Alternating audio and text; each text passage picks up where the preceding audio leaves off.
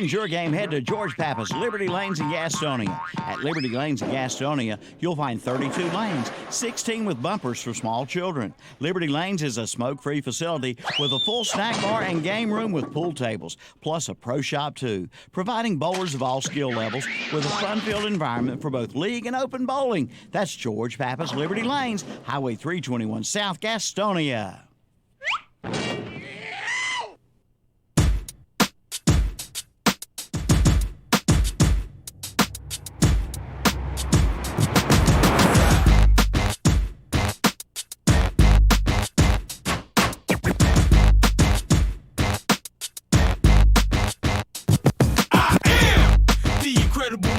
Only do things incredible can, cause I am the seed of a chosen breed. You don't see too many like me, cause I am one of the reasons you do what you do when you wanna be me instead of you, cause I am still on beat, showing love to the streets. Come on, you know me, cause that's who I am.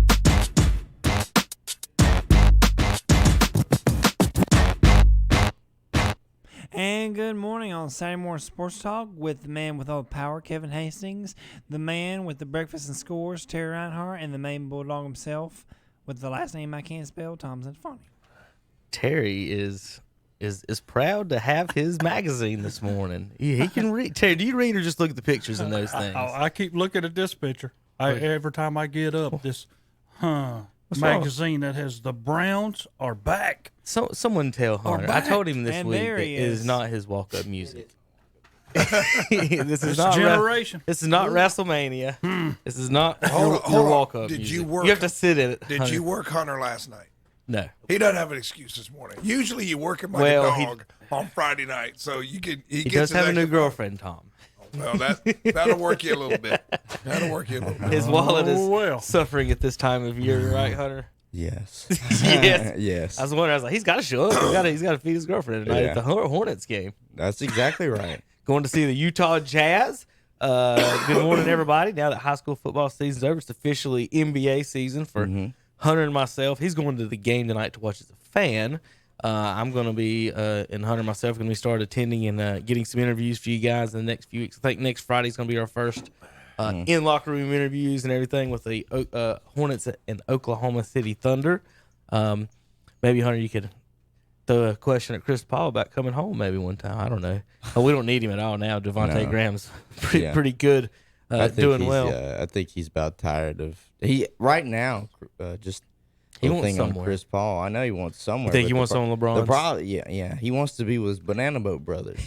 But since Dwayne Wade's out of the league now, he doesn't want to turn into what Carmelo has been the past few years, which is kind of a journeyman. I think LeBron, even though he's traveled a little bit, he's only still been with 3 teams. So Try to turn Tom's mic off. Sorry. For just a second. There we go. So, but now Chris Paul is on his fourth? No, now he's on. Yeah, he's on his 4th team now. It was New Orleans when they were the Hornets. They blocked his trade to the Lakers. Well, how many teams has he? How many players has he hit in the man area? About that many. About 4. Probably. Close to that. Close to 4. Well, Yeah. well, good morning, Hunter. It's breakfast time for us. Fed by Mitchem's Kitchen. 704-276-1155. Terry was the first in the building after me this morning, so give him a good job, Terry. It's about time you started showing up on time around here. It's been a few weeks since you just been slack because you ate that turkey at Thanksgiving. Not on Saturday. Never on Saturday. Oh, what are you eating today, Terry? Oh, I've got oatmeal with some bologna and some bacon. Hunter, you and me's got a sunrise wrap surprise. Exactly I don't know if it's a surprise. I said it's a surprise because I hadn't opened up the box yet, so it might not be. There we go. Breakfast wrap with got sausage, cheese, eggs, onions, peppers, and I like to add a little Heinz 57 or something to it if I can find some in the building. We had another sponsor the other day bring some food, and I thought we might have used all the steak sauce and Heinz 57. So I can't vouch for what happened with when Andre was here. Tom Cittofani representing Ohio today. You don't see too many Youngstown State Penguin I hadn't wore this one. So memorabilia in North Carolina. I figured I'd get me Youngstown State, some free press today. I like it.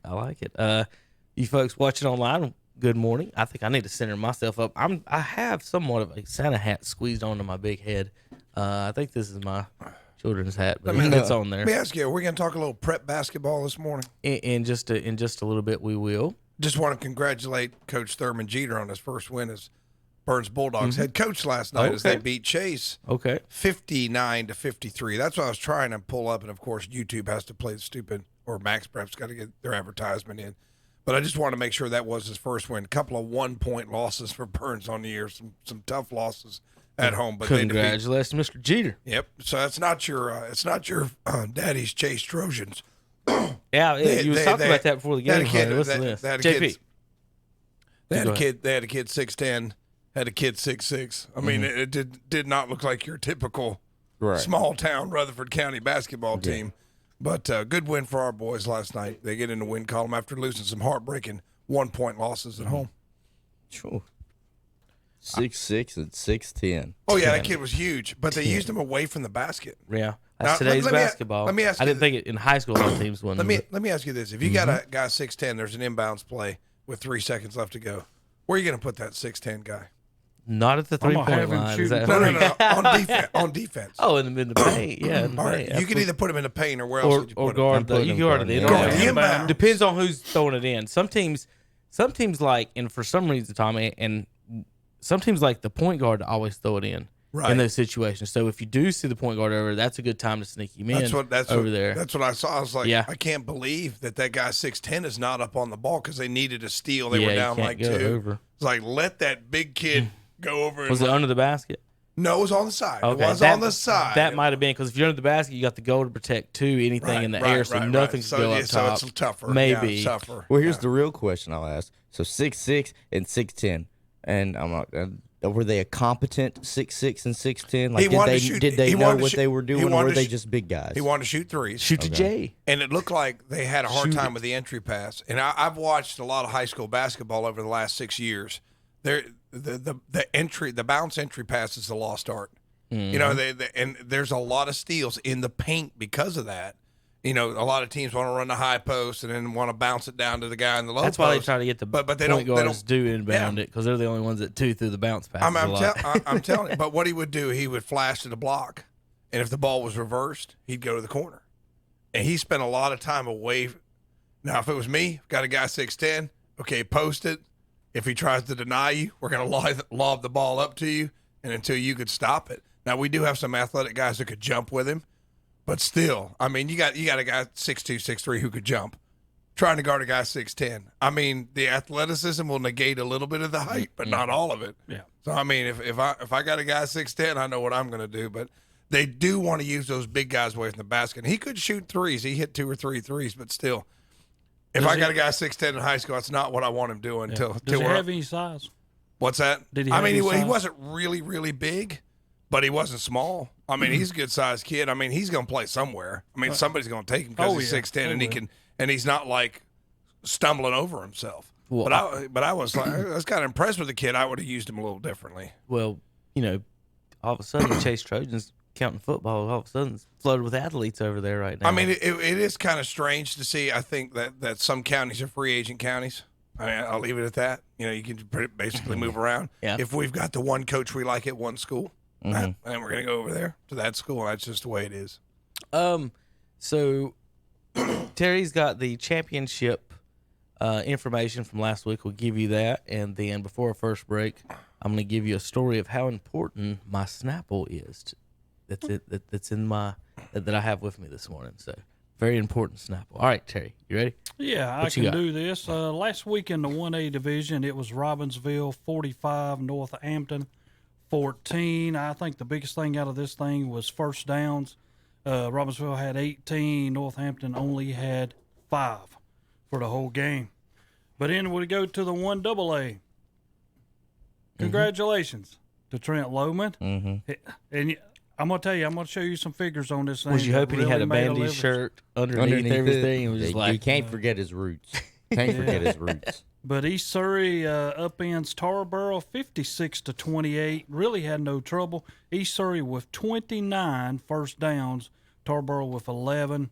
But then when I start looking at the total overall everything, rushing yards, Tarboro led that, but passing yards, it was all East Surrey, 478 passing yards. They ended up with two guys who ended up over 100 yards of receiving, Stephen Gasnell and Landon Stevens. One of them had 206 yards receiving, the other 179 receiving. And so congratulations to Trent Lohman up there at East Surrey. He didn't have no talent over at Bandy, so he moves to East Surrey. And Terry, Terry will take a quick shot at Hunter while you're Just sitting there. Sorry. Let me apologize to the Bandy's fans at home that might not know this. Well, I'm He's sorry, messing Bandy's with Hunter fans. right now. I'm just kidding. Hunter, he's just saying if you had a better arm, maybe y'all would win a state championship or something over at Bandy's. I mean, I didn't play. You ever I kick didn't it play instead of throwing football. the football. That's what Yeah. he's telling you.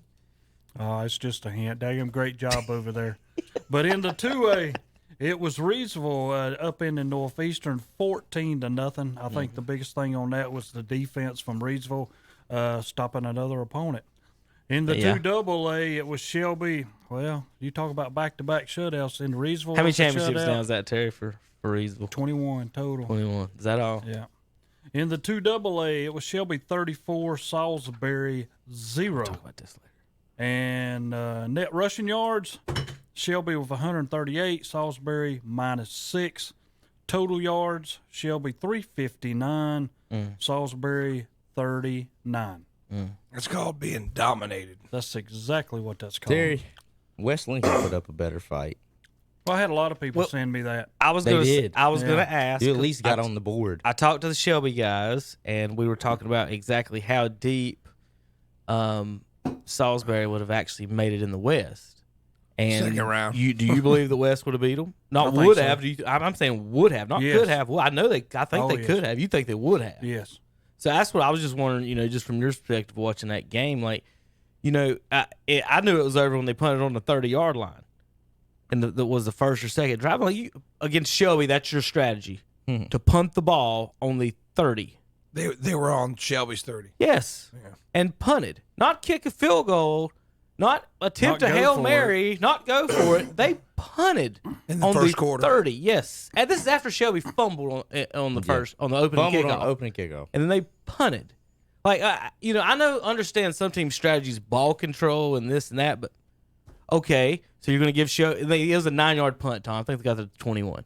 So, like, it's not like they pinned them inside the 15 or anything. The guy just kicked it straight out of bounds. So, like, if you don't go for it and they get it at the 30, is that, or you're confident in your defense in that 9 extra yards? Is that what it is? I'm just telling you, the East is just not the West. I don't know According how else to put North it. Carolina Athletic Association and their maps, you're exactly right. Salisbury was in the East. Yeah, it was in the East. But What I'm was just the telling line you, split? 77? The teams in the East are just not. I mean, they're just not competitive. I mean, this is every year. Did any teams from the 8-0 East? West, 8-0. 8-0. See, but it doesn't make sense. You got the Raleigh area. You figure the Wilmington area and put up some teams, but they just don't. I mean, the West goes out and dominates them every year. 8-0 this year across the board, and then Shelby's like I said, it wasn't even a game, and then negative 7 yards at halftime. The punt on the 30, I was like, Psh, well, this is going to be. I'm just going to be tweeting all day. The whatever Shelby can name the score after that point. I think in the fourth round, Pryor had like 150, 160 rounds against Shelby. Yards 147, I think. Yeah, wasn't it? yards If rushing. I remember. I think I heard y'all. I thought y'all saying. I mean, the guys I was talking to, there's some guys at the gym. Mike Willis, you probably know him.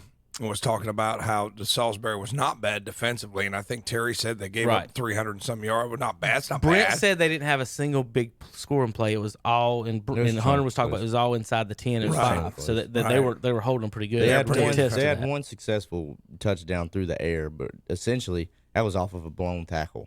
So ball control and defense, the name of their game. You got to stand by your, that's their game, but you also got to kind of know your opponent there on the whatever the option was at the 30. At least I'd throw it in the end zone if you didn't think you could.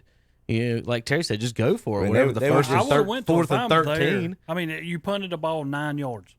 Right, and if you're if you're on the 30 and it's fourth and let's just say it's 4th and 15. I can't remember the exact distance. you would stretch the defense out because the goal line's right there. So the safeties are going to have to play the goal line. So you can pick something underneath if you want to just go for the first down. was And just then gonna that's say, just yeah. as good as the punt. Throw something Even if you underneath. throw a 10-yard, a screen, Throw anything. something underneath, let a guy try it. If you don't, so what? You That know what I was- mean? They're still pinned down there. It just didn't. When I looked at Salisbury's quarterback, he just didn't. A couple plays that I saw, he just didn't look very.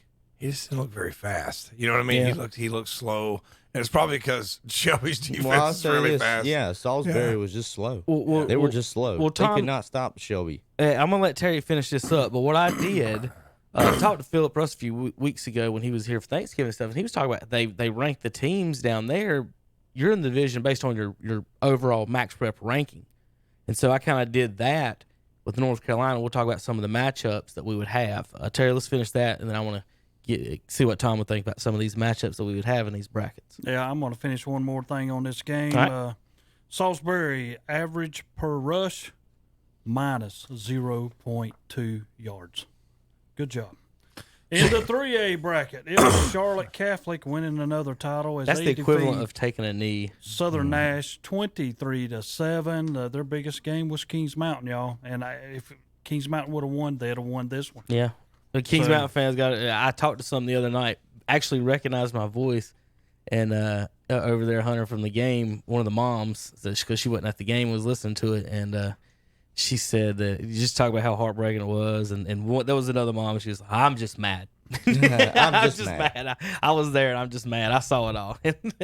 She was just mad. But yeah, heartbreaking for Kings Mountain. I mean, you got to think you could have a ring right now from that.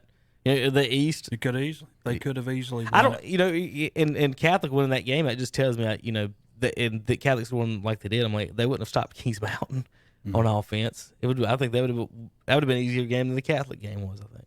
In the 3AA bracket, it was Weddington 34, Lee County 14. Shipley in this game 256 yards rushing, and the worst thing about this is most of these guys on Weddington are back again next year. Dun dun dun. Hey Terry, Kings Mountain and Catholic the exact same thing too. I think Kings Mountain maybe 2 to 3 or 4 seniors that regularly we say their names, and the same thing for Catholic. It was all sophomore and junior, so we could see that game again next year. Amazing.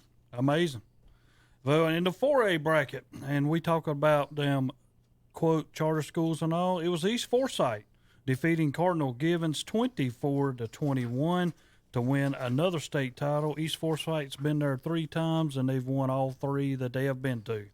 In the 4AA bracket, Vance defeats Leesville Road 24-3. This game was close until probably about the end of the third quarter, and a couple turnovers by Leesville Road separated this game 24-3. But if you go back on Vance, they gave up 7 in the first round, 7 in the second round, 7 in the third round, and by the time they got championship, only gave up 3. So their defense I dominated. think they beat Huss like 33-0, something yeah. like that early in the Their season. defense dominated once they got to the playoffs.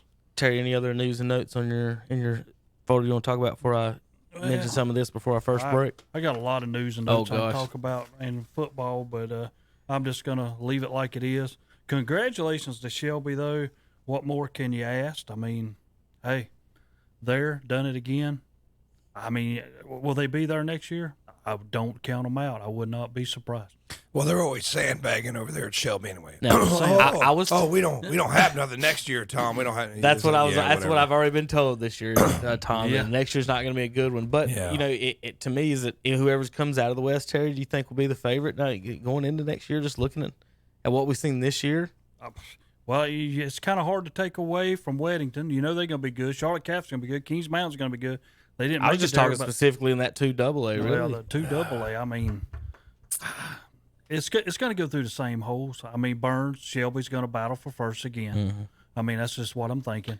You know, South Point, I think, will be better. They had a lot of young guys on that team this year, but I don't think nothing changes. I think you still got the same team. Chase, maybe. I don't know how many seniors they had on that team from Chase. I mean, you know, the guys over there know. I do not know. So I never saw a roster there. Tom, looking at what he was talking about with the reason you said 21 championships and all the ones that Shelby has, and we're talking about last week we talked a little bit about parity in high school. Like there's not really, it's turned into not that much parity in almost all these sports for certain reasons in different ways in different sports. And I always thought one way, so like, Shelby will be a different. They have Shelby and West Lincoln will have the same number of students, but if that's the only way you're measuring where they should be ranked, Shelby 42-14, and we have blowouts and things like that and across the board. Shelby and Salisbury. I'm sure Salisbury has more students than Shelby. Shelby barely got in the 2AA. So and they dominated. So in talking with Philip in Florida, so they split them up by Max Preps rankings. So I looked at all the Max Preps rankings in North Carolina, split them up in 6 divisions. So I didn't care charter or whatever based on. I just went strictly Max Preps. If they're the official numbers that we got to go by, so let's do it. So here's the local teams that made the 6A top bracket. All right, this is the best teams in the state. 32 teams, every top 32 teams. By doing that, 192 teams made the playoffs. By the system we got now, it's like 210. So they're taking 32 top 32 teams. That's how many you get for those folks winning that. So in the top bracket, Shelby, Catholic, Kings Mountain, and Huss all made the top bracket. Huss getting the last seed. Poor them. They got Vance. They would draw Vance in the first round, the same team they've already played. But if they're brave enough to put them on their schedule, why would they care about playing them in the playoffs, right? So Vance got the number 1 overall seed in the state. Would be playing Huss in the first round, 32. Kings Mountain in this scenario would have got a home game, folks. Sorry, Kings Mountain. I hate to break your hearts. They'd been hosting Wake Forest at the 20. So Kings Mountain would have got the 12 overall seed in the state of North Carolina. Catholic is ranked 8th in the overall in the state of North Carolina. They would have drawn 25. Huff and Shelby would have started at home, the overall 7 seed with Trent Loman's East Surrey. How would an East Surrey Shelby matchup would have looked, Terry? Been very good. Think so? Yes.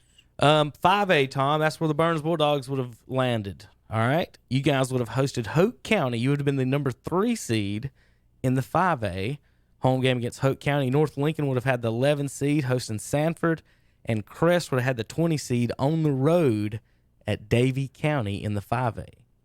Dropping down to the 4A rankings, West Lincoln would have been at Ragsdale. I hate it for Ragsdale.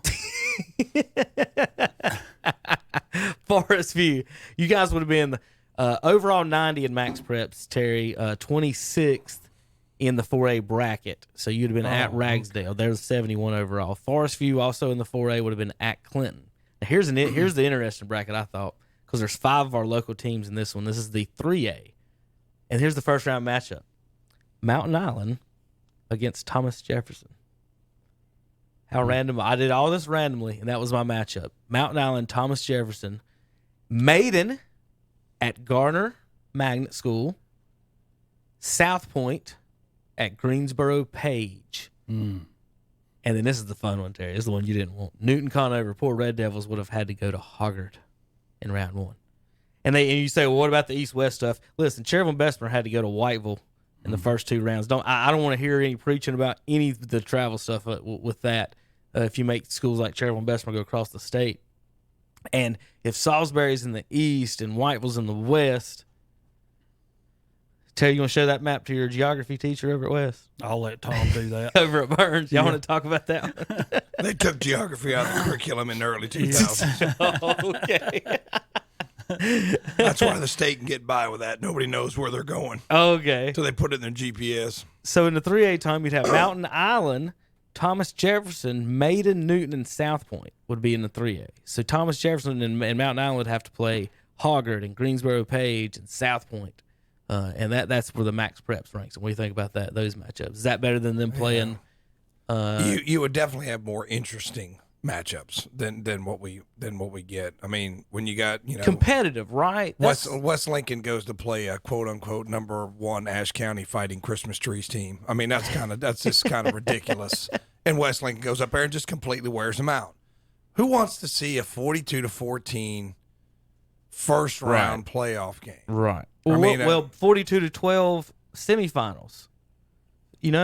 I know. That's what I'm getting at is these finals of they're not competitive. If you talk to the Shelby people, you'll hear a lot of them say, let us play 3A. Some of them say that. Let us play 3A. We want to play 3A. We want to see if we can beat a Weddington. We want to beat, Well, you wouldn't have like a Reidsville in your Western Finals 63-13. Yeah, right, I mean, right. That's You my know? that's my point on this, and I didn't even look Terry where Reeves. I should have looked where Reedsville would Yeah. have been for you. I can Look do at that. That's not that hard to figure out. But in fact, I can type that in just a second. But I just wanted it to be more competitive once you get later on. And I can understand if you're a dominant team, you're that good. Congratulations to Shelby and Reedsville and all those.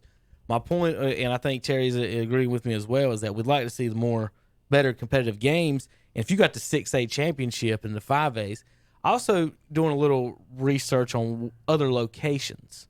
I looked at public universities only instead of like Duke right now, and so you can leave it there. But I think UNCC would have been a great place to have the 3, maybe even and 4A, and then over in Greensboro area, A&T.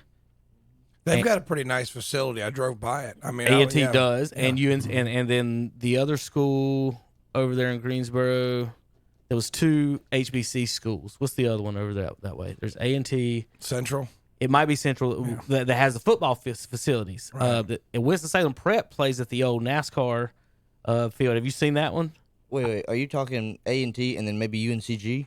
Do they got a football field? UNCG does not. No. I've got them written down the hall, but those facilities are way smaller and look great I think would look great as far as high school championships. Filling in the seats more and the atmosphere better. Wake what I was Forest kind of looked dead when I was there for that Shelby Salisbury game.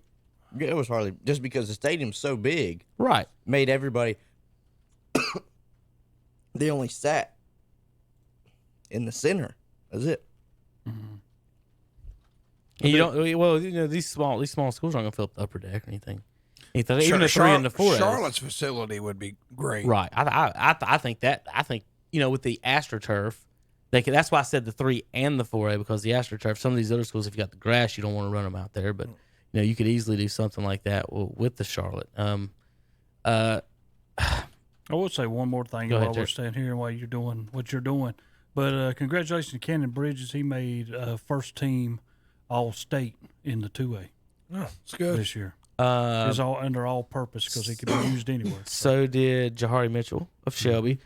Cannon, we just gave this past week the Player of the Year award in the South Fork 2A.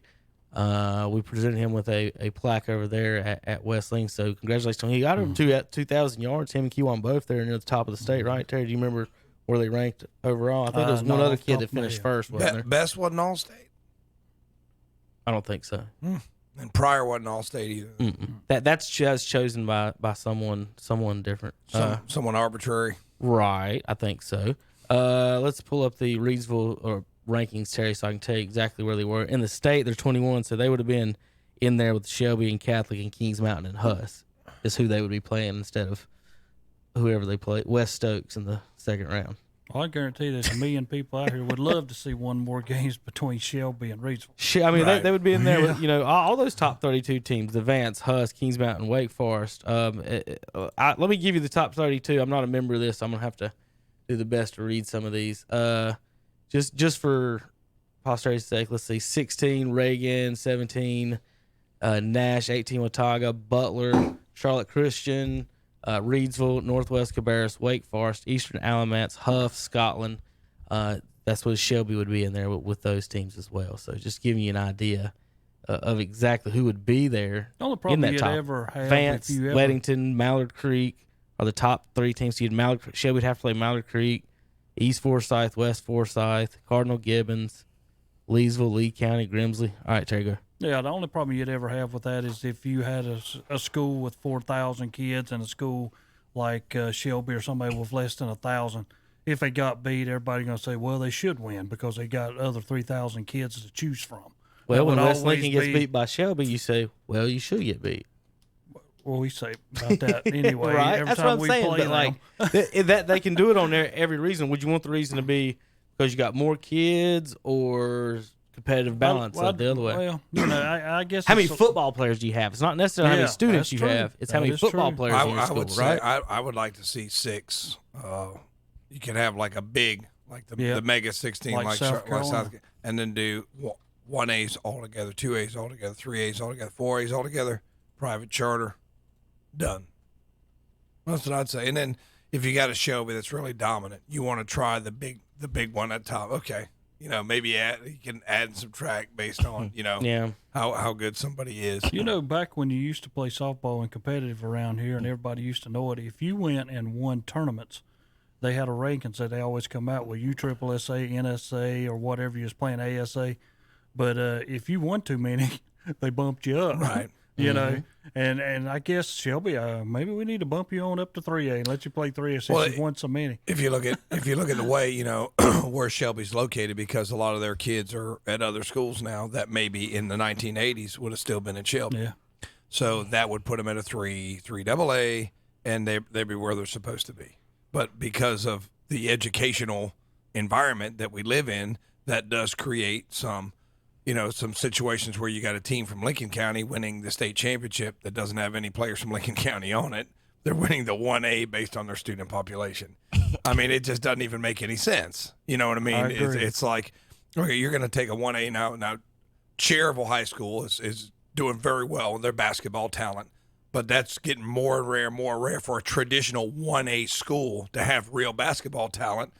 And then you've got charter schools. They got to play Winston-Salem Prep. Yeah, that are recruiting players. Winston-Salem Prep. Yeah. How do you get a 6'10" guy in a 1A school? Well, you recruited him over there, and then what's he going to do to all the other 1A schools that most of their guys are 6'1", 6'2" at the best? So I mean, it's just the way we do things is just kind of dumb. Well, do you think teams like Bessemer and Cherryville would do better in the 2A basketball? They actually might, but they could. Bessemer City's got good talent. I've seen them this year. They have good talent on their basketball team. But compared to but they don't have the Winston-Salem size. State, Winston-Salem State can go call the kid at Chase and be like, "Hey, come play right." for They us. don't have the. That's how they get the size. Like, remember when we went up there to whichever one of them charter schools? I can't remember. Lincoln, Lake Norman, one of them charter schools. Lake Norman Charter, and they played Shelby. Maybe it was 3 years ago. But yeah, you go. They're 1A. Well, they were 2A, but we saw them warm up. I mean, they had a guy 6'6" shooting threes, a guy 6'8". Now Shelby did beat them because they out-athleted them. But I'm like, really? You think a standard 2A school is going to have this guy 6'6", this guy 6'8", this guy 6'4"? That just doesn't happen in a traditional 1 and 2A school that often. It's just not fair. And then you're putting these teams against each other, like Kevin says, on student population. It's actually, I believe it's worse in the lower classifications of basketball than it is football. Because they can really stack the deck pretty easy. All you need is a couple players. And the only thing I don't understand, and this is me because I see it quite often. Don't get me wrong, Chase has got a 6'10" guy, but how many times do we see teams around our area over here who have 6'7", 6'8", 6'9" guys? Where if you go down to Kinston, they got them every year. Yeah, playing for them. So I mean, sometimes I wonder how that happens. We'll tell you way back when I played, the Cherryville teams wouldn't have been that good if Bessemer had a 6'9" guy that they went to Oak Hill, I think, or Winston's. It might have been one of those Winston-Salem, the one up there that way. And when he moved, that's when the other set of twins came over to Cherryville, and so they would have had the twins with a 6'9" guy. We had 2 6'2" guys, like a 6'9" guy that could play at Oak Hill. Like, you see what I mean? So. Right. It would have been a little bit different for them. They may have pulled off a state then, but and then also in the other sports trade, there's not 8 champions. Yeah, that's true. It's down to 4, so that condenses the how hard it is to win as well for these teams. All right, let's take a break. Way over the line on that one, and then we'll come back. We got bowl season to talk about a little bit. We got NBA starting up, Hunter. The most important thing I told Terry when he come in, with no college football today, I get 2 days of NFL football. Yeah, they do real man-to-man football. All right, we'll be back in a few minutes. JP on KTCBroadcasting.com. Look, up in the sky. It's a bird. It's a plane. No, it's a sleigh being pulled by 8 tiny rain goats. Rain goats? That's right, rain goats. 8 tiny rain goats wishing you and yours a very Merry Christmas from Renato Honda and Renato Kia at Renato Auto Mall in Shelby. They want to say thank you for your business this past year, and they're looking forward to serving you in 2020. Merry Christmas and Happy New Year from the Rain Goats and everyone at Renato Honda, Renato Kia, and Renato Auto Mall. 4423 East Dixon Boulevard in Shelby, and that's definitely no bull. Is the cost of ink driving your profits down? Then listen up. Discount Inkjet and Toner is here to help. Discount Ink Jet and Toner specializes in refilling inkjet and toner cartridges. Cut your ink costs by as much as 50% or more. Discount Ink Jet and Toner, located on 410 East Franklin Boulevard in Gastonia. 100% satisfaction guaranteed.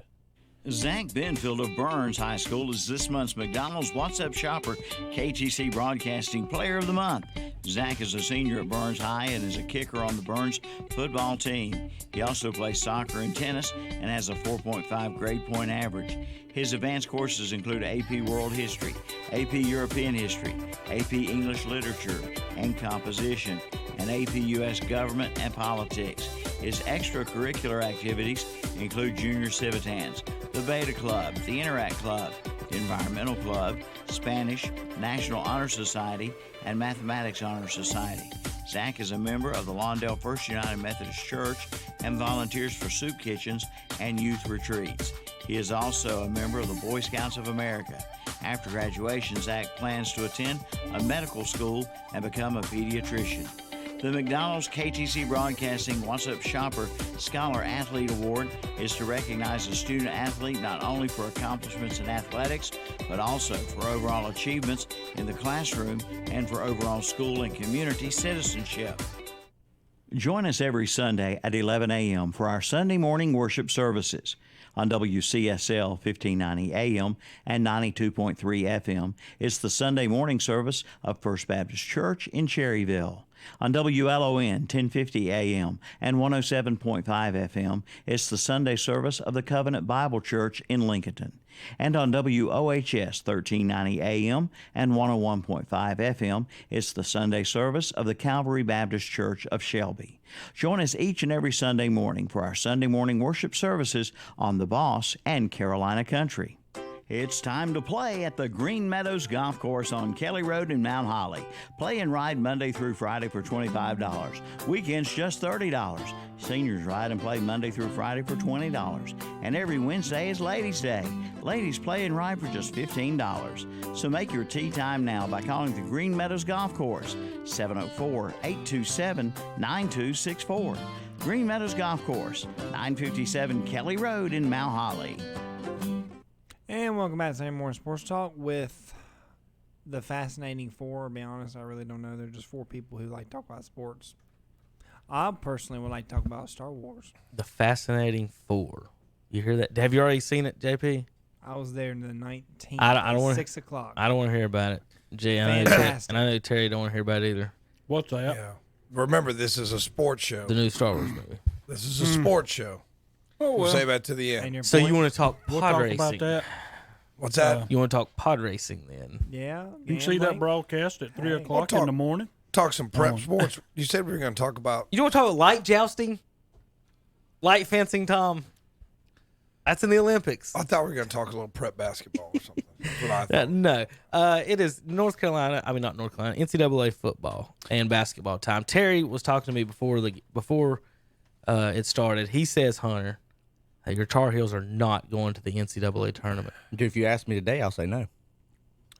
They did look right. better, doesn't they? Ohio State They down looked- there and wore them out. What about the Big Ten beating the ACC in the challenge, Terry? Your thoughts? Well, what's that got to do with anything? When it comes What's to it got to title, when the ACC loses? When What's it that got to do with comes- that? He when would the have ACC wins? started the show with Yeah. that, wouldn't he, Tom? Yeah, he that's would have all started I the want to show. know, Terry. When- Your thoughts are it doesn't matter because you lost. That's No. why it doesn't matter. Who is the defending champions? that does not matter. Okay, never mind. That does not matter. We'll let y'all win that Big Ten every No, year no. as long as we win the challenge, title The every challenge is about top to bottom, Terry. Top to bottom. The Big Ten beat the ACC, and you say it doesn't matter. We're talking about the strength of the conference, Tom, Terry. let me tell you some history about things that happen in the world. Here you go. I mean, you know. But Tom, what do you teach? Is this what you make the kids copy when they're being You know, punished in ISS, Terry? I'm just going to throw, for instance, a few years back when we played in a league in Lincoln County in softball, regular softball.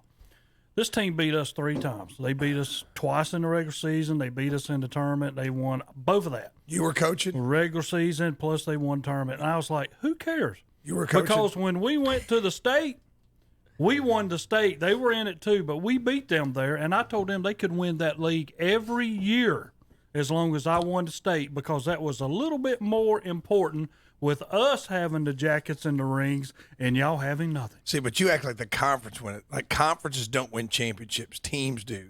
The Big Ten ACC is about conference. It's not about an individual team. Okay, so Terry. you had a great week. I mean, you had somebody destroy Carolina. It all come to Carolina because they couldn't beat Ohio State, or we'd have been even. And Ohio State dogged Carolina. They did. They did. And Then they got beat by when Minnesota. the whole thing was on the line, we left it to Carolina for them to win. And we should have known that was going to happen. They can't score. They cannot score. No, they cannot score. Here's the They're problem. hurting. They're hurting. Right now we're hurting. And I figured we would have a down year. Now, I knew that Cole Anthony was going to be a stud. He can go out there and drop 30, but why it is doesn't the matter. great You when Roy can't Roy- not have him coaching dropping them up? 30. That's No, not going to happen. but I'm getting that. I Great said he can Roy's go out coaching there and well. drop 30, but it doesn't help when all we score is 50. Yeah. We only get 20 extra points from all the extra help that we have. And now he's out 4 to 6 weeks after undergoing a little bit of a procedure on his knee. So this makes Roy Williams have to challenge his players and say, look, if y'all want to try and win a ball game, you have to score. You can't rely all on Cole Anthony. We lost so much firepower last year to the draft and to our seniors. I knew it was going to be a rebuilding year, but I didn't think we'd go on, a 5-game losing streak so far? Including 5. Including a loss to the Wofford Terriers. Yeah. Second year in a row. And then Again. Duke beats them by 30 or 40. Mm-hmm.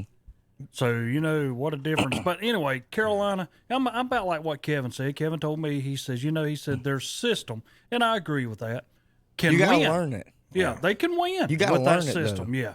And they did play better the other night. Mm-hmm. Do I see them? You play, what is it? I think Yale coming up next. I think who's on the roster. They'll have some bounce back games to where they can really get The the thing feel that of the scares Roy me- Williams offense. The thing that scares me about them is you got Clemson coming to Carolina within this time that Cole Anthony's supposed to be out. Could that streak come to an end? We keep saying that about Shelby and Chase, and that's never ended. Even when Carolina has bad teams, they always figure out a way to beat Clemson. So Well, this is just one of those seasons where I could see. I know it's still early, but if something doesn't change, then we'll be hurting to try and get into the NCAA. Yeah, Carolina's- We'll be trying to get. We'll be hurting to what get are into they, the 10th tournament. or 11th? Carolina's got you at UCLA today. Those are you 6 and 6. Well, just a plug, 11th a plug in here. the I ACC. assume Calvin's going to Yes, have that. 12:30. I've got it. It says 3 p.m. Hey, the pregame. We got a pregame on the UNC network, Tom. At noon. Hey, I was just doing what the schedule says. That's what my Okay. schedule says. They might talk for 2.5 hours. I don't know. Lordy. There's a lot to talk about, Terry. 4 of 5 losses. This is from big man up top, Calvin. He wants us to all remember. Oh, here we go. 4 of the 5 losses. 4 of the 5 losses have been against top 10 teams, but you beat 1 too. So. Wait a minute. Time. He said time will tell, and time will tell. Yeah, but when you're playing the top echelon and you're getting beat by 30 by Ohio State, there's a difference. I mean, And only losing. we had a chance against Wofford, but not enough. And I'll say this though too. Duke went out there and handled Wofford. But Wofford might be one of the best mid-major teams in the country, not bad. compared to last year and this year. So, every year it seems like a Power 5 program loses to a mid-major, and in college basketball, that's more prevalent than in college football. You're a Carolina fan, just like Calvin, if he's still listening to us. But think of this: who are you going to now to make the step up? This is my team. Here's my opinion. This I Baycott. think it should be Harris, but I don't think Harris can do it. Well, I think it should be Baycott because I am under the impression, and a lot of us are, that this is just gonna be 1 year for him, and he's gonna leave as well, like how Cole Anthony's gonna do.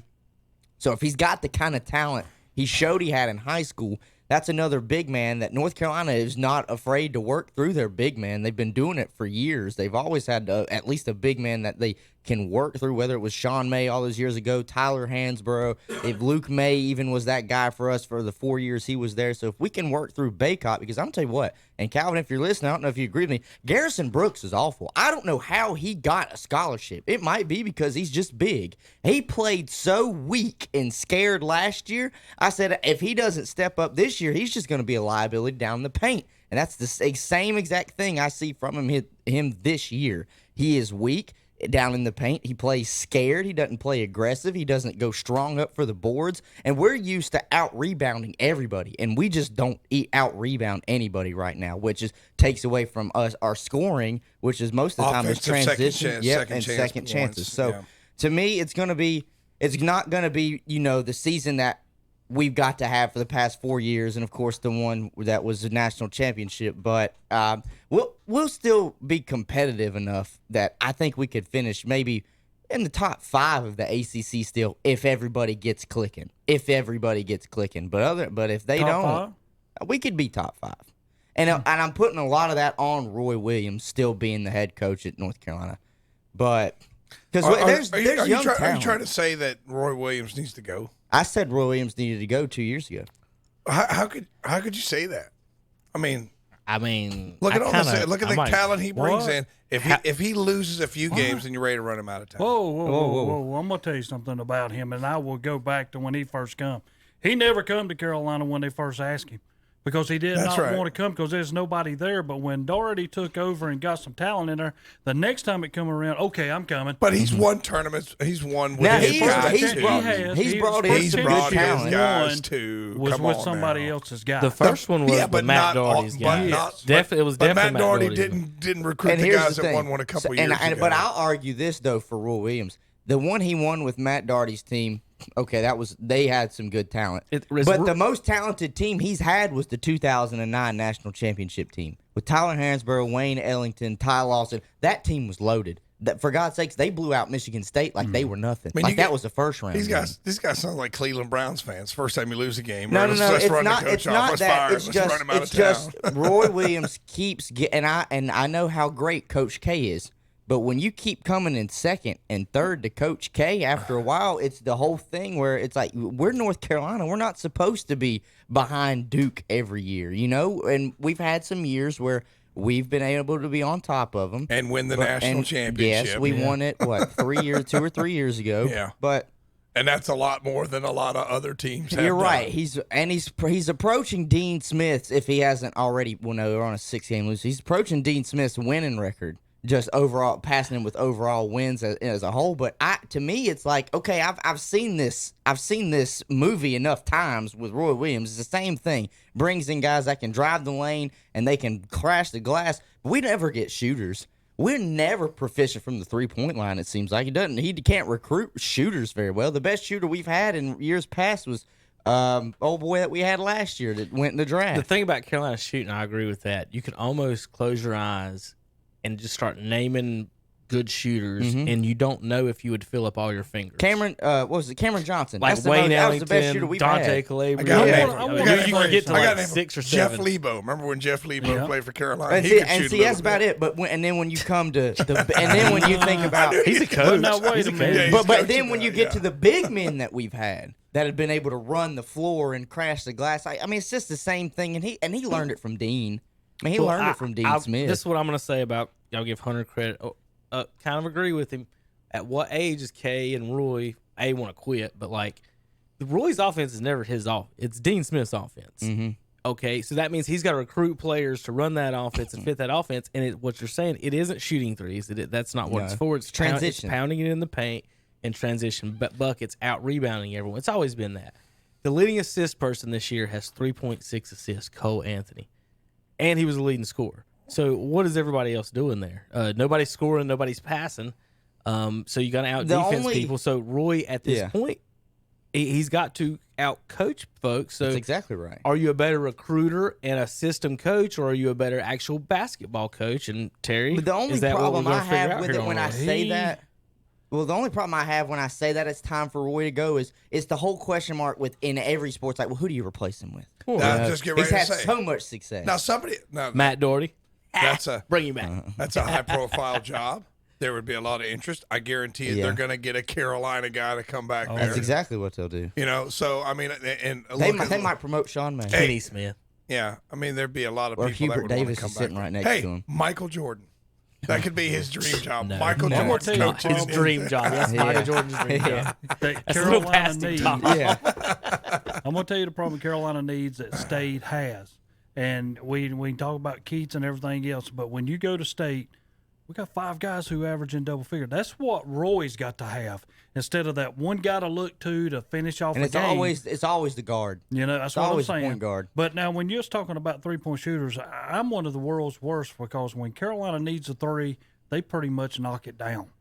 No matter who's shooting it from wherever, especially when I'm going to put it like this, when they play in state, they never miss. Well, it seems like Well, that's we're the- able to recruit guys that have the clutch gene. Okay, Marcus Page was a guy that had the clutch he gene. did. He's the one that beat us in Raleigh scoring tons because we couldn't stop him. Kobe White last year had the clutch gene. If you needed it, yeah, he could get it. Cole Anthony was going to be that for us this year. But what are they? They're the guard. Yeah. They're the point guard, you know? That's what it is. Even Luke May had the clutch gene. They sent us to the national championship over Kentucky. I mean, we always seem to have a guy that's got the clutch gene. The thing is, I'm looking at this team, and I don't see a dog. I don't see that we have a guy in there that just wants to go in there and get everything besides Cole Anthony. But he knows. He's like, dude, I'm playing for a draft spot There's only right now. two players in double figures. Yeah, he says, I'm playing for a draft spot really more than a national championship. So, go ahead, Tom. Let me ask a real dumb question. He brought up NC State. Why did NC State open the season with Georgia Tech? That's the most ridiculous thing I've ever I've heard. never heard of that. And the whole ACC almost did. Carolina Yeah. opened up ACC. with Notre Dame. Yeah. Yeah, why did they do that this Because they year? expanded the season for more games to mean more. So that's the only way they could get them in for you starting the season against one of your own opponents. If we had to play Georgia Tech now, we'd wear Georgia I was Tech getting ready out. to say, yeah, because Georgia Tech beat them by a point, and State's been in the tough games, you know, like Memphis, they were in it, Auburn, they were in it.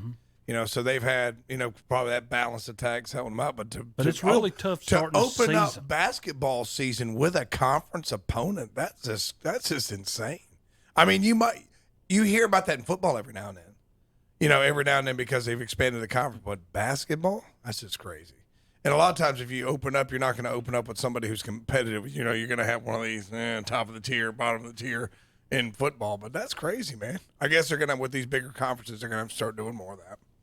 Playing a conference opponent on November 5th. Yeah, to start your season. November 5th. That's crazy. Anyway, I just thought I'd throw that in there. All right, JP, we got Coach on the phone. Coach Harold on the phone. You there? Yes, sir. Good morning, Coach. Now, we're talking about college basketball. Is Clemson going to be winning Chapel Hill this year? Man, that'd be a first ever. I'm sure they would be excited to win down there. And as a Clemson fan, I would love to see it.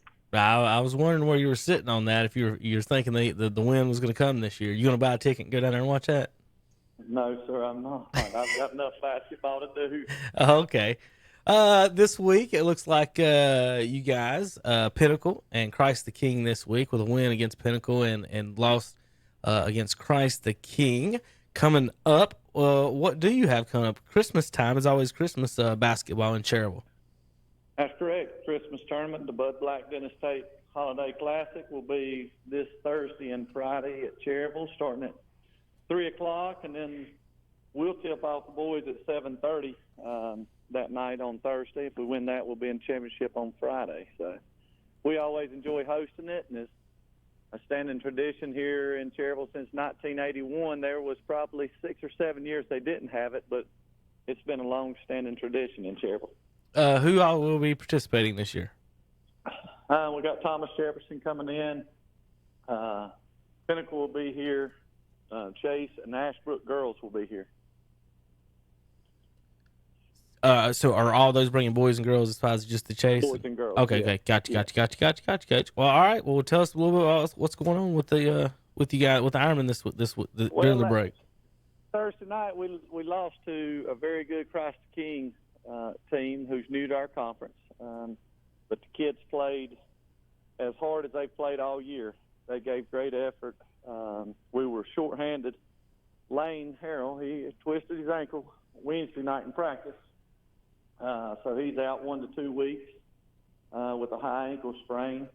So it's the first time we got to play without him, and the kids responded. We were able to actually battle and have a 1-point lead there early in the fourth quarter, down by 3 with about 40 seconds to go, and couldn't pull it out, but the kids played tremendous. And had another kid, Brent Walls, had his wisdom teeth cut out. That was a post player as well. Then we had another post player go down with a knee injury during the game. So battling through adversity and hanging there with a team that's got to be at the top of our conference, I was really pleased with the effort. Well, Coach, looking, you said Lane will be out a couple weeks here. You've got some, looks like some pretty good conference matchups coming up actually in a couple of weeks. I guess getting rest up and ready for those to get going conference-wise. Yeah, we feel like he's been, icing 3 times a day in an ice bucket in a whirlpool, and then he's doing treatment with the therapist every day. And, we're trying to be proactive to get it strengthened back up as good as we can instead of just sitting around. So he'll do everything he can to get back, and conference season open up back up next Friday, January 3rd, and I feel like he'll be ready to go by then. It's hard to replace 30 points a game and about 12 or 13 rebounds a game. Yeah, you just don't have people coming off the bench for that, do you? Not every day you don't, but I tell you, those kids, they stepped up on the defensive end, and every kid who went in was just the first to the floor after a loose ball, the first to try to box out and rebound even though they were undersized. And it was fun to watch. Even though it was a loss, it was more of my exciting games of the year to coach in and really work with the kids in. Hey, Coach Harrell, I had a quick question for you. Yes, sir. Christ the King, I assume, is a private school, and we've been talking a lot of. Correct. Yeah, we were talking a lot about the private schools and the personnel they have access to, as opposed to your traditional public schools. How big were they compared to you? Did they have? A lot of times they bring in the ringer, that big 6'9" guy that can shoot threes. I've seen a lot of those. They spread you out with 5 out, and they had a big 6'6" post guy, big strong kid, and a couple 6'3", 6'4" kids on the wing that were long and athletic. So they are pretty athletic, and they do well with what they do. Yeah, I figured a lot of those schools aren't your typical 1A size schools. Like when I've seen Bessemer City. Now I don't know when you're going to see them, Coach, but I was impressed with their. What's that? That's right. I've watched them play. They're very athletic. They're very athletic, but you probably notice they're not very big. Now it seems they're going to want to get up on you and press you the whole game, but they just don't have that size. But when you go up against the private schools, then you have to go up against that size. But I've seen, like, when we do, you sort of have to, like you were talking about, out hustle. You have to really, box out and do a lot of things, your fundamentals even to a higher degree to compete, to try to negate some of that size that you're going to face against some of these privates and charters. That's correct. And, that's just kind of the world we live in now with high school athletics. And whatever's on the schedule is who you get to play. And Lincoln Charter won a state championship a couple of years ago, and they're always right there at the top of the state. But we feel like in basketball we could compete with any of them on any given night. Really feel like we would have beat Christ the King if we could have been healthy. But, injuries are part of high school athletics as well. Christ the King is one of those peripheral schools like Charlotte Catholic and Bishop McGuinness. So they're, I guess the Catholic part of it got a little bigger, opened up the new school several years back, and Christ the King's that new Catholic school. Yeah. So I know the deck stacked. Yeah, I feel for you guys coaching basketball at your traditional schools, but I will say I think that a lot of times we've seen the coaches at those schools really get the most out of their players when they play those teams. I think it encourages your guys to they know they've got to play a little harder, maybe to negate a little bit of that size that the other team has. That is correct, and it is what it is. And I think Rutherford County battles that some with Thomas Jefferson. With their football players, I think they got a couple from East Rutherford, and basketball as well. But I really enjoy Coach Jones up there at Thomas Jefferson. I think he's a tremendous guy and a great young basketball mind. And, so we kind of relish those challenges with our basketball program, and we have that opportunity. And we feel like, hey, all our kids are right here. One of the kids said, Coach, they get them from anywhere. And he started looking at our kids in our starting lineup, and they're all within about 1.5 miles of Nixon Gym right here. I was getting ready to say, their players, they probably got to ride the Greyhound to practice, but your players, you'll see them in the snack shop. Down here on Saturday morning. You'll see them down there in Home Folks Cafe on Saturday morning. So, You know, If that's it's good. low, they could all walk to the gym if they wanted to. They're all pretty close, but that's the great thing I love about our school and our community. Everybody knows each of them, and the community can come out and cheer on our kids. And you know, they come back. All our alumni come back. We honored those 1,000-point scorers the other night, and you know, all those things are fun times when you have a community school. I tell you what I'd like to see again, and this is a shameless promotion, but I can remember back in the early 2000s, Coach, when you guys played Burns and packed the house, and it was just a great atmosphere, Coach. When are we going to see that again? Great. I hope soon. Coach up there called, you know, our schedule is already full, so hopefully maybe next year we can get them on the schedule and do that again, or get a Lincoln on the schedule. Yeah. You know, Shelby, Coach Hollifield. Those are fun times. The community groups going against each other. Those are always good. Yeah, I could just remember Nixon Gym being packed, and it was just a great atmosphere, that local. Back in the 90s and early 2000s, well, all the way through about 2010, 11, that place would be about standing room only most nights. Yeah. So we'd like to see that again, Coach. I'm gonna talk to Coach Jeter at Burns and say you and Coach Harrell need to work this out and make that happen again. Well, we can try to work on that this spring. That would be a good thing. All right, Coach. Appreciate you. Have a Merry Christmas, Happy New Year. Y'all doing any shooting or anything? Oh yeah. Okay.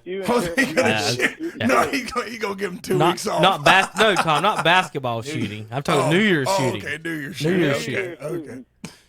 Yeah, New Year's shooting. We give them 1 day off for shooting. Hey, see, Tom, you get to shoot, but you got to go different shooting. Okay, different shooting. Put Okay. in their hand, and we go 1 day and say, just listen, don't overpack it, don't hurt your hand while you shoot. Yeah. Oh, gosh. All right, Coach. Well, we'll have a Merry Christmas to your family and Merry everybody. Christmas to you guys. Appreciate Merry it. Christmas. Thank you, Coach. All right, JP. Take care. Time for a break, buddy. Are you ready? He's too busy reading Star Wars reviews, Terry. He's excited. He's watched so many. He was just in the hallway talking about it a minute ago. Reading it so much. And I told him that. Right. All right. Well, let's take a break. We'll be right back. KDC Broadcasting. This Christmas, do what most people have done since 1952. Give a gift to that special someone from Straps Jewelers in downtown Lincoln. Customers keep coming back generation after generation. You'll find a large selection of fine quality jewelry for any budget and for most any occasion. And they feature in-house jewelry repair, and layaways are always welcome, and free gift wrapping too. So start your tradition today with a visit to Straps Jewelers, 315 East Main Street in downtown Lincoln. Online at strapsjewelers.com. Like them on Facebook too. Look, up in the sky. It's a bird. It's a plane. No, it's a sleigh being pulled by 8 tiny rain goats. Rain goats? That's right, rain goats. 8 tiny rain goats wishing you and yours a very Merry Christmas from Renato Honda and Renato Kia at Renato Auto Mall in Shelby. They want to say thank you for your business this past year, and they're looking forward to serving you in 2020.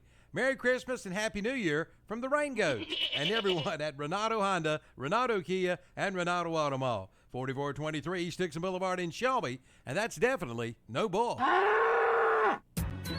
Experience an eclectic mix of classic fine jewelry, designer originals, and custom creations at Facet Foundry Jewelry Studio, full-service boutique in Gastonia. Facet Foundry Jewelry Studio offers repairs and restoration, hand engraving, appraisals, gold and estate buying, and consignment. You get superior quality for all your jewelry, gemstone, and diamond needs. Facet Foundry Jewelry Studio, 530 South New Oak Road in Gastonia, online at facetfoundryjewelry.com. Remodel and get rewarded with a Cafe Appliance Suite combination from Hendrick Appliance in Shelby. Now you can receive up to a $1,600 rebate with the purchase of select Cafe Appliance Suite combinations. Come in for all the details. Remodel and get rewarded up to $1,600 with the Cafe Appliance Suite combinations from Hendrick Appliance, 1241 East Dixon Boulevard in Shelby, online at hendrickappliance.com. Here's hoping these days in December will bring gifts to be opened, carols to sing, lights in the windows, and a tree in the hall. And your happiest, merriest Christmas of all. This wish from everyone at West End Sales in Vale. We bring you tidings of joy and wishes of cheer, as Christmas is the happiest time of the year. Merry Christmas to all from everyone at West End Sales, Highway 18 North in Vale. And we're back on Saturday Morning Sports Talk. Happiest time of the year or stressfulest time of the year, to be honest? I think stress is more prevalent than anything else this time of the year, to be honest. I actually called Kevin and said, Kevin, are we going to do the show? I thought Kevin might just have to go do some Christmas shopping. I did all mine. Well, not all mine yesterday. I did a lot of mine yesterday. I'm done. In fact, None? Oh, you're done or none? In fact, We've Tom, been you brought that up. I was actually going to talk about this picture I took in a sports shop. Now, the picture is 2 jerseys beside each other, college jerseys, Brady and Manning. Yes. Why? 1, they didn't play each other in college, did they? No. 2, why would you have a Peyton Manning Tennessee jersey instead of a T. Martin or Philip Crosby jersey, like a champion? Why would you have Peyton Manning jersey, Terry, Tennessee? Because there's a lot of Peyton Manning fans that would want that jersey. He had a sexual harassment settlement at Tennessee. And I don't want to get into the details, but that's all I have to say is he sexually harassed an athletic trainer. Archie had to pay her $150,000 to shut her up and didn't win a championship. Bessemer City Yellow Jackets have won more championships at Tennessee than Peyton Manning. I asked the guy, where's the Philip Crosby jerseys? Well, said he had some Sidney Crosby T-shirts. I was gonna say he could probably have that that just happened, stitched. didn't it? That just happened. He It's just just facts. totally said we just forget about just Peyton facts. Manning being at the University of Tennessee. No, I said Just forget it. Yeah, no. People. He should have went to Mississippi. People forget he he's- should have went to Mississippi. People forget Should have he's- followed Archie's That's footsteps. right. He People should- forget he had a Eli sexual did, 'cause Eli harassment. needed Eli did. Eli did. Should have went to Eli's the golden child. No. Terry, I found a new picture this weekend of the new state flag in North Carolina. You like that one? It's black and gold and white for the new kings of North Carolina football, Terry. Right. Who's the best football team in North Carolina, Reinhardt? Say it. North Carolina State. Oh my gosh. That's so sad. What bowl game? What bowl game they playing? The toilet. Appalachians never beat North Carolina Toilet State. bowl. Because they won't play them. Oh, we play them. When they won titles, we was the only team that beat them, them years. Yeah, but you ain't played them in years. You're scared to play 'em. Scared. Scared. Got him running scared. Scared. Here come the big we bad keep wolves. asking them, and they keep saying we want to beat Carolina and South Carolina. And they did. I tell you what, though, State might be all right next year if they can stay healthy. And these boys that got experience this year, they're an extremely young team. They might be all right next year. I mean, they might stay within 3 touchdowns of Clemson next year.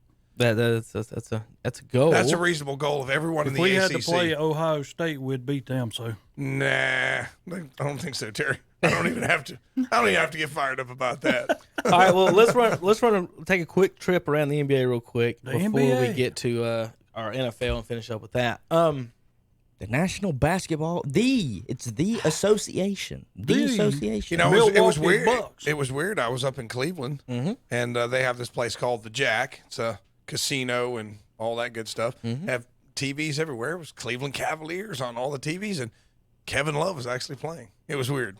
Kevin Love about had his career ended last night Did you see that? No, I from didn't. John Morant. What happened? He tried to, would've hit he tried to that Vince dunk. Carter jump over his head and dunk him. Oh, did he? And this is what Kevin Love said. Kevin Love said, "Oh, he cleared me. He cleared me, but his leg caught my shoulder at the very end and threw him off." He said, "I'm glad he missed it because Frederick my Weiss career was would be also over." 7'3" and Yeah. not whatever Kevin Love Say is. Kevin Love's like 6'10". I mean, Kevin that's Love's a good pretty big. 5 inches. I know, but still, he still cleared as someone who's 6'10". But I saw Hunter, I if you're saw- jumping over someone with your legs spread, are you worried about that 5 extra inches of clearance? Heck yeah. man. Okay. That's all I... Yeah, I saw they won last night. I'm not comparing Ja, okay, to Vince I Carter. know. I'm just saying. Are but you I- saying... But Ja Well, is Tom, my what do you rookie think of about the year this? right now. Looking at the NBA standings. Wait, hold on. I want to take a minute. There's... I want to take a minute. I know. I want to take a minute. Terry, I remember somebody sitting at this table. Oh, God. I think he's pointing an elbow at you, Terry. During college basketball last year, poo-pooed at the name Ja Morant. Said, "Oh, he doesn't play anybody. Oh, he's not gonna be that good. What is he doing at Murray State?" I don't know, Terry. What do you think? What do you think of Ja Morant now?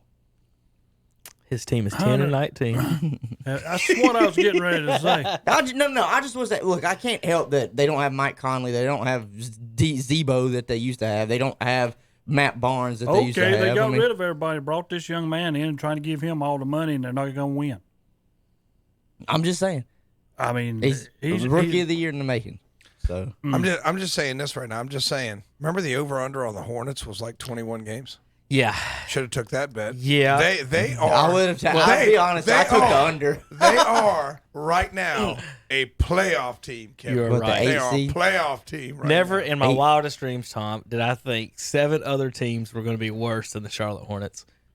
I wish I would have took Well, that you bet. could look down there and the 7 one that other surprises teams. me, They're 13 and 18, first of all. Is the one Before we go, Atlanta Oh yeah. being that bad. I think it's shocking because they have that much young talent. Like I Trey mean, I Young, could say talented. they could make Cam, playoff like number 8, Yeah. number 9 seed, but they're not giving up. dead last. Well, they're giving up the most points in the East. 118. They don't know And some defense. yeah, you and have the- no defense. No. The defense, the Pelicans are giving Young up the can't most. guard nobody. The West is Young way is deep. so small; he'll never guard anybody. He's like that's why a lot of people would I mean- compare him to Steph. He's got the handles, he can But now score, but he think can't about it. guard nobody. Think about who's on there. When you drop down there, what does Orlando have? Nothing. What does Detroit have? Nothing. What Detroit does has Derrick Chicago? Rose. What does Chicago Blake have? Griffin. Nothing. What does the Washington Wizards have? Nothing. Whoa! What does Cleveland have? Nothing. The Nets, we always know have nothing, and Atlanta. So you got the top and then the bottom. Terry, there are only 13 teams in the NBA right now with a winning record. It ended it. 13 teams. There's 30 teams in the NBA. Yeah. 16 make the playoffs. Mm-hmm. And So we right would now claim today, the Hornets are gonna 3 be in teams play. with a losing record will be playoffs. 2 of them are in the West. 1 of them in the East. The Hornets. The Hornets get rid of Kimba. Mm-hmm. We're trying to tank, and we can't even tank, Hunter, because everybody else is worse than us. Yeah, I'm that's actually truth. I'm just telling you. We're trying to tank. I think it's a little bit up in the air too because your lottery picks are guys that go to college for 1 year and come out. You don't know You don't know what you're getting. until And- year 2 or 3. But a lot of them. look who their leading scorer is. Devontae Graham played all 4 years at Kansas Right. and did a stint in the G League. I think it's good to develop the skills. I mean, they've got the raw athleticism, but the skill development. Oh, Yeah. I agree I've with been you saying- 100%. And you see it that- took Kobe 3 years before he became Kobe. Yeah. And you see in the players coming from Europe, you can Yes. kind of tell the difference. Luka Doncic was Yeah. winning Right. European titles, and then he came over to the NBA and look at him. I'm glad you brought him up. I was going to bring him up at some point. But I just wanted to say this go ahead. though, because when he brought up the player development, it's just not there. I've been saying this for college basketball to move towards this. I want them to go back to letting him come out of high school. If he thinks he's good enough, okay, he's Right, let 18 him years go. old, he can make his Right. decision. But I want them to go the college football route where it's 3 years minimum. You got to stay at least 3 years. Personally, I think it will make the pro game better because of that right there. Right. They will learn the game more and not just really cash run, Right. money And- chase. And you think about what's happening here. The NCAA did not do this. No, the NBA did this. implemented it. So Yes. that's where all this come around. Well, it's the Players Association. They want it because the veterans, they don't want to. The veterans were getting cut and not getting signed like the Vince Carters and stuff, and anybody else older than 35, because they were signing the kids straight out of high school instead, and then stashing them somewhere. Like the Europe League. kids and the G League and stuff like that. So that's why the veterans players are the ones that actually are the ones that want the minimum ages. It's not the owners. The owners could care less if you play dunk a basketball and make me millions of dollars. They don't care about that. Hunter, the Hornets are tanking or trying to tank, and I don't now they're in know the what they're playoffs. doing. I think if you see yourself in the 8th spot and you've got an opportunity to make it in the playoffs, that always looks good organizationally. And I think Borrego's thinking that'll probably be a little bit That's more going to job that's going to save security. his job if they can make the playoffs. So I guess. if you're But- him at this point, you're saying, look, we're going out here trying to win every game. We're not trying to get the top pick. I know Wiseman has already declared for the draft. He said, I'm not going back to Memphis. So he might be the number 1 pick unless someone in the college basketball just shows out. But you're already at 13 wins, and you're looking at the Hawks at 6, the Knicks at 7. You're not getting anywhere close to the number 1 Tom- pick. So at this point, why not play? Just play your young guys, and just if you win, you win. Work with them. Last year, Tom, the Toronto Raptors won the championship with 0 lottery picks. The Charlotte Hornets on last year's team had 9. I had to fact check you on that. I said Leonard had to be a lottery pick, and A I looked. He pick was after. not. He He was was- not. I was he was like like, 14th he had or to be something. a lottery. He was I looked close. it up. I said, no, Kevin's wrong on this. And I was like, no, he wasn't. He's a first rounder, but he wasn't a lottery pick. And just think what's Hornets, so crazy. And the Hornets are sitting in the exact same spot they have been the past 10 years in the 10 to 12 Does range. Kawhi, or does 13 Kawhi have range. 3 so they're rings? picking in the same did spot. Did he win 2 with San Antonio or only 1? Because not I was sure. going to Maybe say, is what's so funny is people forget Kawhi Leonard was also a draft day trade. He was won 2. drafted He won. by the Didn't he win one as a Pacers. rookie, and then they Yeah. won as a sixth man, and then they won as a good player with them. Yeah, and then they led the Raptors. So I'm gonna fact check that. Yeah, real quick, but to I make was just wanting to say that to remind people He was 15th overall. He was drafted by the Pacers, and it was a draft day trade by San Antonio. So wouldn't the Pacers wish they would have had him and Paul George on the same basketball team? They already are now, but not in Indiana. But it's like I said, it's the NBA to me is more up in the air. I mean, you still, even in NFL, if guys played 3 years, you have a better idea, but you just never know what you're going to get with a 19-year-old kid twice who's been to college. NBA champ. So only one was San Antonio. He's been 1 year. Gotcha. I mean, not only skill development, let's talk character, maturity, decision making. You know, a lot of things. I mean, is he going to be an other sport Josh Gordon? Is he going to be that guy who just? I guess you guys got suspended again. You know, I did see that. Doesn't make good decisions.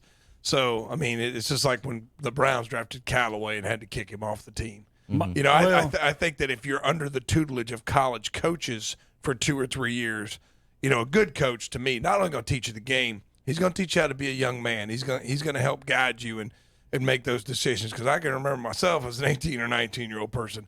Let's just say I didn't always make the best decisions. So I mean, it's I think that's part of it too. And I think a good coach does believe it. And he's laughing, but I would say that they build young men too. I would say. Yeah. No, I'm over Leverage. I want to say this also. I mean, when you look at what Wiseman's done now, he said, "Okay, I'm done with Memphis. I'm going on." When is Cole Anthony's decision of that not coming back? What if he's out until the middle of February? Do you say he says, I'm done, I'm just going to quit? Of course he's going to do that. Well, I don't know if he'll do that because in Wiseman's situation, I understand it because for him to even play, he would have had to pay $11,000 to charity. You think he just got $11,000 laying around? So I would and then risk his body. Yeah, Yeah. I'm all for Wiseman leaving. And you know what? If Cole Anthony decides he wants to leave, I mean, I'll understand it. As a Carolina fan, of course, I hope he doesn't because that's 30 points off the board for you any night. But, I mean, the Wiseman decision, I completely understand. And I think that's a bad look by the NCAA. They basically pushed him out because they said, look, you're either going to pay this $11,000 to play or not. No, and to him, it's like, well, why did I could have There was done more stuff come out on that. It was more of the Penny Hardaway decisions that come along that he ended up there. And you know, and I understand that Penny Hardaway did not know I'm going to become coach at Memphis. Right. But Penny Hardaway also knew the rules when he went after him. But this is what I'll say to that, though, is like, then why didn't it come down on Penny Hardaway to pay that kind of money for Wiseman to play? Well, they're not going to come down on that. Exactly. Then why that. make Wiseman have to pay the $11,000? Here's something else. So the NCAA would rather Wiseman be homeless than have a home. But can it be like the situation down at Florida State where they wanted the coach out, so the boosters raised X million dollars and paid him off? Can the boosters raise the money and pay? Oh, but you can't do it for the kid. No, you can't do it for the kid. You do it for the adult, but you can't do it for the kid. Well, they're not kids. They're above 18. They're not kids. That's the way. If Chase Young came into your house and beat you up, you would want him tried as an adult, right?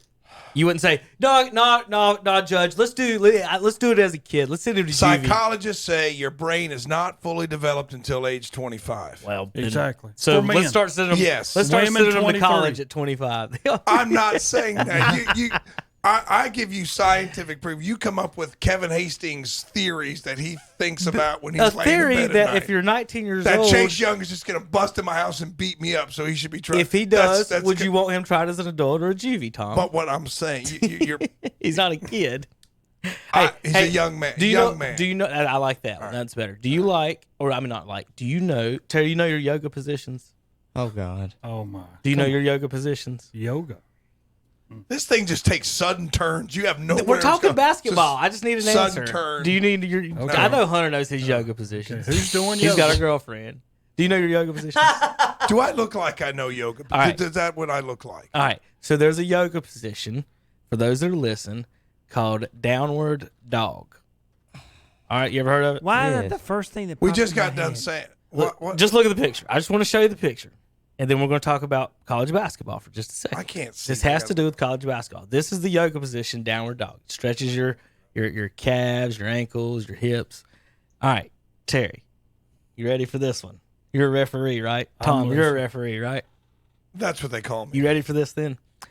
So they were discussing the block charge calls. Mm-hmm. Like, what can we do to change or yes, alleviate block charge calls, get less of the calls.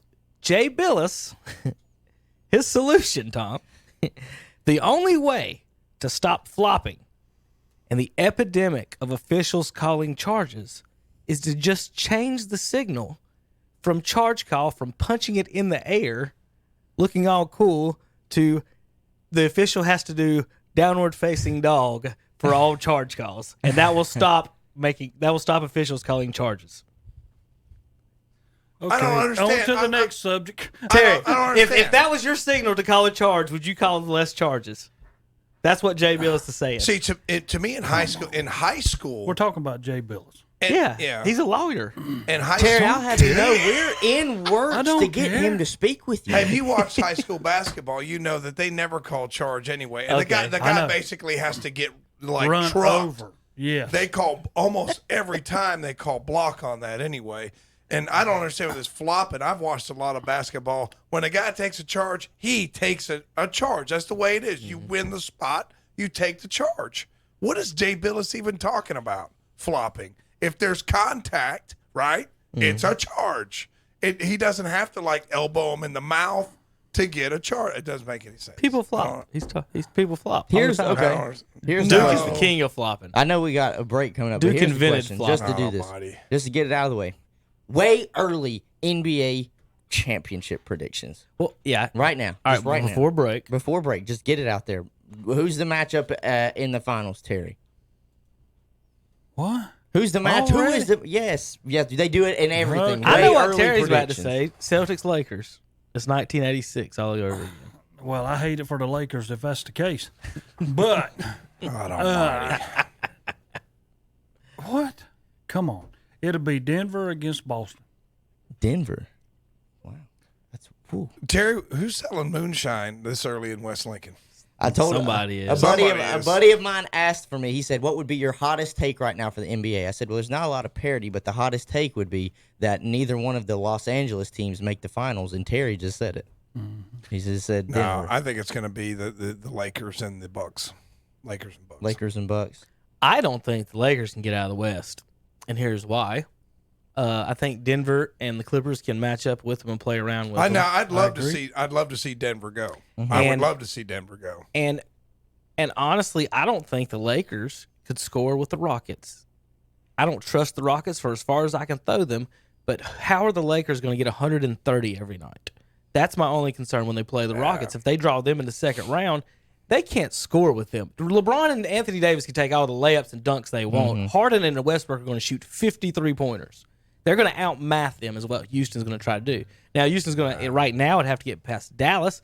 And for Hunter, Terry, we want credit, me and Hunter, for saying how good Luka was last year, right? Luka is fantastic. I love the kid. He's really good. He Fun is to really watch. good. Way taller than everybody thinks. And you Look see him up in person. Look Oh my up god! the YouTube video. Luka could be better than LeBron, and it's statistically like it makes a lot of sense. But Right. no one will want to claim that. So, what was your finals? Go ahead. I'm still. Oh, I'm still thinking. I Okay, think I just said it. Or did I mine say would it? be I Clippers and 76ers. got Clippers, and I can't decide on the East right now. Tommy. I said I probably what I would like to see is Denver, Milwaukee. What we're probably going to see, I don't just disagree. I think the Lakers are going to find a way. They're going to be playing the Bucks in the finals, and I hope and pray the Bucks win. That'd be. I don't. I hope and pray. I can't pick Toronto. You know what surprises me? How good the Raptors are. I mean, they're doing pretty good. very well. Indiana Pacers not bad neither. Yeah. Can I say one thing too? My niece and my sister are listening this morning. So well, thank you. So Merry Christmas, Josie and Right. Gina. They're listening. So I wanted to get that in. Go ahead. What do you think they think about the Philadelphia 76ers? I don't know. I mean, they could text. They could They text. just in. lost their third I straight, don't- wasn't it? They're 20-10 though. It's Yeah, not like they got a lost bad 3 in a row. record. They're just sixth in the East right Plus 4-2 differential. The top 6 teams are so much better than the rest of the East that it's they have really good records and the rest of them have really bad records. Brooklyn would be there if KD and Kyrie. KD was playing. Put it this way: He's not going to play this year. No. though. if KD was there, I would have Brooklyn as the favorites. Right now, I wouldn't trust Indiana to make a final. I wouldn't trust Toronto to make a final. I don't trust Jimmy Butler as far as I can throw him. I don't trust. Are they not amazing though? From Miami. Yeah, they're They- doing But well. when I go back and look at who they've played, don't get me wrong, they've probably beating up on the 21 Hornets and and 8. Knicks? Well, there you go. They're 21-8, but they probably played 4 or 5 legitimate against top 10 contenders. So They beat the 76ers They beat the the other team. night. They did. Hey, They did. but you beat. That's what you're supposed to do. You will beat- If you're a good you team, win who you you beat the play. team that was 28, good. 21-8. I don't think I can pick Kimba. So by default, I'm going to go the Bucks on that. Bucks and who'd I say? The Clippers. I think All right. that's the best measure. All right, let's take a break. JP, we come back. Are you ready to talk foosball? Football? No, we're not talking Star Wars. Okay. Bye, JP. Did you guys get? Hold on one second. What? Want to get Calvin's quote? Duke gives out scholarships for flopping and chicken winging. There you go. Yeah. That's probably Tom accurate. says that doesn't exist. That's all Not on conspiracy chart. theory. I Tom. think it's a Calvin. little overblown. All right, we'll be back in a minute. KDC Broadcast. Old Man Winter is just around the corner, and I'm sure you're tired of getting in and out of your car in the rain, sleet, and snow. That problem is no problem at all with a call to Acre Enterprises in Cherryville. They have a wide variety of carports for tough winter weather, and come in now for special pricing on new 12-foot 3x12 metal roofing. Available in many colors to choose from at only $20 a sheet. At Acre Enterprises, located at 1220 Shelby Highway, Highway 150 West in Cherryville, right across from Food Line. Call 704-435-9525. Make your business or office a Boss of Carolina Country listener post. All you have to do is tune your radio in your business or office to 101.5 FM, 107.5 FM, or 92.3 FM. Let us know and we'll put your name on the radio. And each month we'll have a drawing from our area listening post for a dozen breakfast biscuits from the Creekside Clock Restaurant in Shelby, along with coffee or tea. Area listening posts include Promotion Motors in Lincoln, Cherryville Signs and Graphics, Lowe's in Lincoln, Watson Carpet and Tile Lincoln, RD Mattress Cherryville, Carolina Furniture in Lincoln, Memory Lane in Krause, Davis Brothers Automotive in Lincoln, It's Your Feed in Cherryville, Deja Vu Consignments in Cherryville. So make your business or office a Boss or Carolina Country listening post today. Here's what's up in Cleveland, Gaston, and Lincoln counties, brought to you by the What's Up Shopper, Carolina Country WCSL, and the Boss WOHS and WLON. The Cleveland Rutherford Kidney Association presents Travis Powell live in concert with the TCB Experience Band and Carolina Quartet Saturday, January 11th, 7 p.m. at the Foundation Isothermal Community College in Spindale. Tickets are on sale now. Call 828-286-9990 for this fantastic Elvis tribute artist. This year, Hospice of Cleveland County will again provide holiday dinners for our patients and families who need them. Any contribution will be appreciated. If you'd like to help sponsor a holiday dinner for a patient and their family, please mail your contribution to Hospice Cleveland County, care of Holiday Dinner, 951 Wendover Heights Drive, Shelby, North Carolina, 28150. Or call 704-487-4677. And that's What's Up, brought to you by the What's Up Shopper, Carolina Country WCSL, 1590 AM, 92.3 FM, The Boss, 1390 AM and 101.5 FM, and WLON, 1050 AM and 107.5 FM. For more information, go to whatsupshopper.com. Check out the great rates at Pine Mountain Golf Course. Play and ride weekdays for only $21. Seniors play and ride weekends for just $18. Or you can play and ride all day weekdays for only $28. Seniors can play and ride all day on weekends for $25. Make your tee time today by calling 828-433-4950. You'll love this challenging 18-hole par 68 course. The Pine Mountain Golf Course, adjacent to South Mountain State Park. Again, call 828-433-4950 for your tee time. There you go, Ann. Your new account is now open. Just one more little thing. Here's your card. What was that? It's my new bank. Every time I turn around, I get hit with another fee. You need to get an account at Carolina Federal Credit Union. She's right. Tired of getting hit by bank fees? Switch to Carolina Federal Credit Union today. Make those pains go away. Here's your receipt. And we're back with Saturday Morning Sports Talk with Kevin, although he kind of disappeared. So Hunter, Tom, Terry. I'm here. There we go. I'll talk to you. Hey, JP, how you doing? Hi, Hunter. How you doing? Good. I'm good. What? Good morning. Yeah. Thanks. Thank you, Terry. What's wrong with that, Terry? They also had the Ravens third. Yeah, you got to get. Well, I tell you what. Anytime you go to Sports Illustrated for your news, Terry, you're probably going to get the wrong information. I'm not looking forward to tomorrow's game. I mean, All right. isn't Sports Illustrated? Aren't they shut down All right, now? Will They Greer's don't been print no announced more? the starter for the Yeah. Carolina Panthers. I like it. I hate it. I think- Kyle Allen got is been jobbed. And I'm going to tell you why. There's 2 games left, Kevin. You got to see what you got. You got to evaluate. Yeah, Kyle Allen is on the road to being an MVP candidate and future Super Bowl quarterback. I know you went over this a few weeks ago when he was 5-3. Right, and it's the same thing now. Still the same. Terry, you ready for this? Cam Newton's rookie season versus Kyle Allen. Who technically is on a rookie season because Rookie he has season. only played that amount of games. In Cam's rookie year, he was 6-10. Kyle Allen's rookie year, he's 5-7. Okay, so that means he's got 4 more games to win one, and he technically went 1-0 last year. So in less games, Kyle Allen has won more games than Cam Newton did his rookie year, and he still has technically 3 to play. So Kyle Allen has won more games. 62%. Kyle Allen has a better completion percentage than Cam his rookie year. Now touchdowns. Now remember, Cam's played 4 more games this year. His rookie year than Kyle Allen. Cam 21 touchdowns. Kyle Allen 17. So Kyle would need to throw 4 touchdowns in 4 games to tie Cam. Interceptions. Cam threw more interceptions than Kyle Allen his rookie year. 17-15. Cam 250 yards a game. Kyle Allen 235. Quarterback rating. Cam 84. Kyle Allen 83. Quarterback rating. So almost the exact same stats. Now, not rushing. I understand that. But what I'm saying is you can't say Kyle Allen has been that bad when Cam had more losses and almost the exact same passing stats as Kyle Allen had. Now, Cam was the number 1 overall pick. He's got 8-9 years of leeway from it. Kyle Allen is not getting any more. Now, honestly, to be honest with you, I think Greer should have got the start from the beginning because they drafted him. I thought that's what they were going to do. But I don't think Kyle Allen's played so bad. You're like, well, not. But they're out of the playoffs, and what they're doing is they're seeing if Greer can play, and I totally get that now. But I think Kyle Allen has been. He's gonna. If him, I would want out of Carolina totally. I wouldn't be here next year if they're not going to keep him. But you just made my point. Why would you draft a guy and not even say, can he play? Yeah, they should. But Kyle Allen's getting jobbed here. But no. I don't think it. I think they stuck with Allen as long as there was a chance to make the playoffs.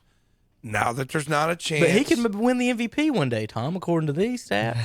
See, but you came full circle and you said all that stuff. Mm-hmm. And Kyle Allen, I believe, probably should have been the starter. But and I don't think it's fair to really evaluate him. Like, you really need more than what he's going to get to evaluate. But if you draft a guy, Kevin, you've got to evaluate him. That's what the new owner definitely doing right now. Yeah. You got 2 games to evaluate Greer. I'm not saying I don't agree with that. I'm saying Kyle Allen shouldn't be getting benched because or of his you're play. going to get rid of him. He's getting benched because of Will Greer. That's probably the media spin is he's being benched because Hey, but of could play. you imagine though, Kyle Allen, if he actually got a full off season's work with first team reps. He'd probably be because better, think yeah. about The it. defense even- has 29th Yeah. 27th this year in scoring. Yeah. So if they're giving up 20 or 10 less points a game like they had when they have winning seasons, he's winning these games by 3 and 4 But instead the of point, losing them by this 3. is not about Kyle Allen. Right. That's This what is I about- wanted to say. I think the media spin is, we're going to bench the guy because they're the media. This is Right. what they do. They want to stir up trouble. They want to, what can we get people at each other? Tom, do not say you people when you're a part of it this morning. We okay? are. There's When no I you say, people. when I say the National media, when I Tom. say the media, it's You're like talking about saying the national. government. When I say the okay. government, I'm not The talking man. about. I'm not talking about county commissioners. You're talking about I'm the talking man. About, right. When I say the media, I'm talking about The big government conglomerate. the the big big conglomerate. exactly. Government employees. Big We- J journalism. We are local sports talk. Yeah, okay. All right. That's what we are. But I can agree with this. At least when I meant by, could you imagine if he had a full off season to Right. work with first teams? Because think about it, he came in and played that one game last year, and I know the Saints were not. They sat everybody, but he still came in and played last game of the season, and then he didn't even start at the beginning of the year. He went what? He came in after the second or third game. He came in Second the game? third game. So It's different when the offense is catered to you. Yeah. All and that's season, he still thinks he's a second string. That was my thing with, like, say, Lamar and these running quarterbacks. Why is your backup a pocket passer? Mm-hmm. Because as soon Right. as that happens, your offense isn't the same. Well, Baltimore's got it You're figured out reducing your perfectly. offense. That's a great point. Yeah. That's a great point. Why would you Why have was your Derek- second team guy is totally different than Okay, your first team and guy? then let's say if Kyle Allen was like 8-5 right now, then you would have scrapped everything you did in the offseason was for nothing, and every single thing, and then now we're going pocket passer. But you did all this during the season. That aggravates Because me so much. Baltimore's It in just it. does. Baltimore's done it right. Lamar Jackson is a dual threat. Well, he's RG3 dual threat, is his and backup. RG3 is his backup. Who's and who's then back up in? at Baltimore's RG3. Okay, RG3 yes, is so similar. similar game. And then for years it's been Cam Newton and Derek Anderson. Like when they That's had a whoop. when Derek teams- Anderson ain't running for nothing. When teams had Tebow, I didn't understand why they didn't bring in other running quarterbacks that weren't like highly drafted. They could pick in the 7th round or sign off the streets. The running quarterbacks from college. Mm-hmm. There's a ton of those guys. And be like, hey, when Tebow gets hurt, run you in for a couple plays, and that's you backup. Not Jeff George is Randall Cunningham's backup. Like I just don't right. make any sense. That's for you older folks that don't know. I was what getting ready that to say you means. kind of dated yourself. Terry That was a might bit, not know that was who a those long, guys that was a long one. Talking about who now? What? All right, Terry, playoff time. They start today, this weekend. Not technically, but technically. Philadelphia and Dallas got a game this Oh, weekend, my Terry. In the word. playoffs started today. in the who cares department. Go ahead, Kevin. Steelers would be in Kansas City, Buffalo in Houston to open up the opening round of the playoffs. In the NFC, it would be the Minnesota Vikings in New Orleans for a rematch of the Miracle Bowl, whatever they call that thing. They screwed it up. Minnesota Miracle. When the DB for New Orleans closed his eyes and matadored the wide receiver. Stephon Diggs. Jeez. Yeah. Just throwing my Super Bowl pick down the drain. I remember that. San Francisco would go to Big D, but if Big D can't win this weekend, they turn into Little D, and San Francisco would go to Big P in Philadelphia. Dallas has two opportunities. They can lose and then win next week, and Philadelphia get beaten, and we still win the division. That's a good plan, Terry. It can happen. It's there. Philadelphia has no choice. They must win both games. Just think about what Terry said. I mean, or Kevin said. San Francisco has to go to Dallas or to Philadelphia. Who's making these NFL seedings? Max Preps? I mean, it's you're going to have a 12-win It's just team not fair. I know, it's going not to fair. an 8-win team. It should be the record supersedes conference champ. I'm sorry you're not division good champ. enough to win your division division. champ. I want you to think, should though, be how, superseded by the how team with the good, better record. This should be a true testament, though, how good the NFC West is. You got Seattle at 11-3-1. San Francisco's 11-3-5, and sitting on the outside looking in for someone to slip up is the Rams at 8-6. That's exactly right. We destroyed The them. defending NFC champions. I think the Rams just aren't what they're Dallas knocked supposed them to out of the I don't know playoffs. what They're happened. done. They can't. I don't. Mathematically, they can catch Destroyed Minnesota, but them. I think they're done. Did on you that. watch them against Baltimore? Yeah. All right, Terry. I mean, Baltimore Baltimore's blowing ran them off everybody out, the though. field. That was Baltimore bad. is scary to anybody in this division in the playoffs. Now, Here's your Baltimore, you don't wanna see Baltimore. random stat. When the Cowboys since 2012, Sean Lee has played 70% of the snaps, Terry, are 16-3 in the NFC East. They are 10-0 with Sean Lee playing 70% of the snaps against the Eagles and the Redskins. So they've never lost to the Eagles or Redskins if Sean Lee plays the majority. Dak Prescott 17-5 against the NFC East. What's he against the rest of the league? That's cute. 17-5. 5-17. But He lost to the Giants first time he ever cute. played them his first year. Never It's lost not the to them NFC since. East anymore. It's So the in other NFC words, week. it's that he's losing to Philadelphia, though, right? No, he's beat Philadelphia. I mean, how many times? What's his record against Philadelphia? 4-2. Is it 5-2? 4-2? 4-2, 5-2. Is it really? Mm-hmm. I'm surprised. Yeah, he got beat by Colt McCoy. The Redskins? Yeah, he's only lost twice to Washington. I mean, once to Washington. Excuse me. That's the only game he lost on one time. Tom, I had these stats for the guys last week. This is the first time in Cowboys history they've had a 4,000-yard passer, a 1,000-yard rusher, and a 1,000 receiver in the same season. And they got a losing I was record. It's telling 500. Terry, it's kind of under the radar that Dak Prescott is leading the league in passing. You know what I mean? It's just kind of under the radar, but he is, Kevin. They're and trying. And you have repeatedly Put him down. Did Jeff George lead the league in passes one year? Put him down. I mean, what do you want? Kirk Cousins did last year. I think Kirk Cousins did last year. Trent Dilfer won a Super Bowl. Whoa. There's only one quarterback since he come in has won more games than him, and that's Tom Brady. That's cute, Terry, but he's still garbage. McCaffrey and DJ Moore have combined for 3,000 scrimmage yards, the most by any running back wide receiver duo this season, and the most through week 14 since Edgerrin and Marvin Harrison back in 2000. And they have a losing record. The Panthers are also the only team with 3 players with 100 tackles in the NFL. Losing record. So these stats, They're on the field a lot. you can come out with these stats. Well, I did this more, but your team is still losing on that. That's what I always said. These are stats. Cleveland Browns will try to win game number 100 since 2000. Yeah. This week, while everybody else has at least 113 wins. Yeah. Through that time. They're gonna, New England has 266 wins, and this is what's amazing when you start talking about Give me that NFL. green. New England has 266 wins, 30 playoff wins. Mm-hmm. The next team close to them is Pittsburgh with 219 and 15 playoff wins. They have doubled everybody since the year 2000. Whoa. Okay, I'm not going to. You're going to bring up stats. We're all being stats department here. The Buffalo Bills, first double-digit win season since their quarterback was Drew Bledsoe. Drew Bledsoe. Drew Bledsoe That's was the right, last Drew one to do it. Bledsoe. That's right. Yep. And guess Josh Allen. I watched him against the Buffalo and Pittsburgh game last Sunday night. Yeah. Hodges every once in a while throw it downfield. He can't really complete a pass more than about 10 yards. No. I mean, he was he can you can see the undrafted in him. And Buffalo knew it.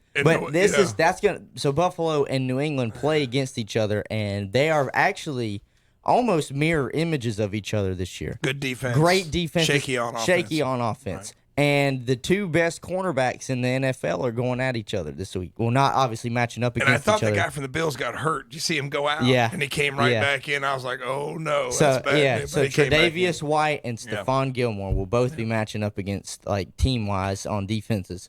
This is going to be a fun one. I don't know how you guys feel about it, but it's like Buffalo's kind of my little darling team this year. I want to see Buffalo. I want to see Buffalo knock off New England. I want to see Buffalo do a lot of stuff. They couldn't beat the Browns. So I want to see Buffalo do a lot of stuff because Josh Allen was my favorite quarterback in that draft. I would like him at home. I wanted him at number one. You know why? Because the city of Buffalo needs this. They need something to feel good about. So that's kind of I'm pulling for them. I'm pulling against New England. I hope they don't make it. Well, and here's a fun thing too though with Tre'Davious White. He could be the best cornerback right now in the NFL. Julian Edelman might not play this weekend. He's got a knee injury, and they say it's not looking like it's going to get any better. So with that, wide receiver-wise, was it just Mohamed Sanu and a rookie in N'Keal Harry? Have you heard the rumors now next year? Not talking about this year, but next year, OBJ to New England? Oh, I've heard all the rumors. So, but it's New England, Pittsburgh, San Francisco, and Baltimore. All the places that are winning now, it's where he wants to be. See, this is what I'm going to be mad. You're gonna turn on and get a newsflash. Browns trade OBJ to New England for a 5th-round choice. And then I'm just going to kick in the TV screen. I mean, it'll be something like that. Can you post it? Sure, they put get it a on first social rounder media? or something. I'm still waiting. I'm still waiting on the one to Washington for Trent Williams. I thought that's what they were going to do. I thought they something were going to to do that too, and I was wanting it. We need all the help we can get in Washington. I would have been open arms for a 1st-round pick for a left tackle that doesn't even want to play here anymore. See, I think that's a good trade-off. When the superstars change teams and they don't want to go to like OTAs and things like that. I mean, the early season stuff. That just hurts, man. There's just not the chemistry that needs to be there, and I think that's hurt him. That's hurt him this year. But plus, he's been hurt all year. But there are rumors that he goes up to other teams. Hey, man, get me out of here. They said Jarvis Landry did the same thing in Arizona when they played in Arizona. They said Jarvis Landry did the same thing. All right, now that rumors are rumors. Hope it's a rumor. Since 2000, Terry, looking at Terry's list, went by. Terry was marking Super Bowl champions. We got 11 champions since 2000, different champions. So in 18 years, so that tells you what the Patriots did. AFC. I need to mark that one out. That was the wrong notation there. AFC. There's been 7 teams that's made the AFC championship but didn't get in the Super Bowl in those 20 years. Tennessee, Jacksonville, Oakland, San Diego, Kansas City. Oakland got into one. They lost another one, I think, is what I had on that. Let's see. And then, how about the Jets? They've lost 3 AFC championships since 2000. Mark Sanchez. And Chad Boy, Pennington. it's been a while. Chad Pennington. You know, he forgot about that. I just wanted to say Mark Sanchez because then I can say butt fumble. Yeah, I mean, they got 6 playoff wins, Jets. I mean, that rank up there. The team with the most wins without making a Super Bowl or even an NFC AFC championship game. Terry? Dallas Cowboys. They're 1, 2, 3, 4, 5, 6, 7, 8, 9, 10th in wins since 2000, but have not even made an NFC championship game. The only teams in the NFC that have not made an NFC championship game: Cowboys, Redskins, and Lions in the NFC. AFC, Cleveland. I think I got Houston did not make one. Buffalo and Cincinnati in that time in the AFC. It's kind of funny because in the 80s and 90s, Cincinnati and Buffalo were good. Yeah, Buffalo's Washington not even had a playoff win since 2000. So I want to. That's why I'm really pulling for. Even though their fans did tick me off when I was in Cleveland. Forgot the Miami Dolphins. Yeah. Guys haven't won anything. How about Tom? You're in the AFC. Been a fan this whole time. Just going down the list. Just think about this. Until this, Josh Allen, basically, the Bills almost Bledsoe had a few good years, but for the most part, they never replaced Jim Kelly. That was 95, not when he was done about. Cincinnati's done their best to replace Boomer Esiason, but Andy Dalton's the best they've come up with. The Dolphins still ain't replaced Dan Marino. No. And the Jets, they keep getting these NFC Championships games by defense with the guys that can just game managers out there. Some of these teams, Detroit still, they got a quarterback and then they didn't give him anything else once they got him. Jacksonville's really never had anything since Mark Brunell when he made the AFC Championship game. It's just over in the AFC. They just hadn't, especially in the East. Don't even say Gardner Blake Minshew's. Bortles? Yes, I am.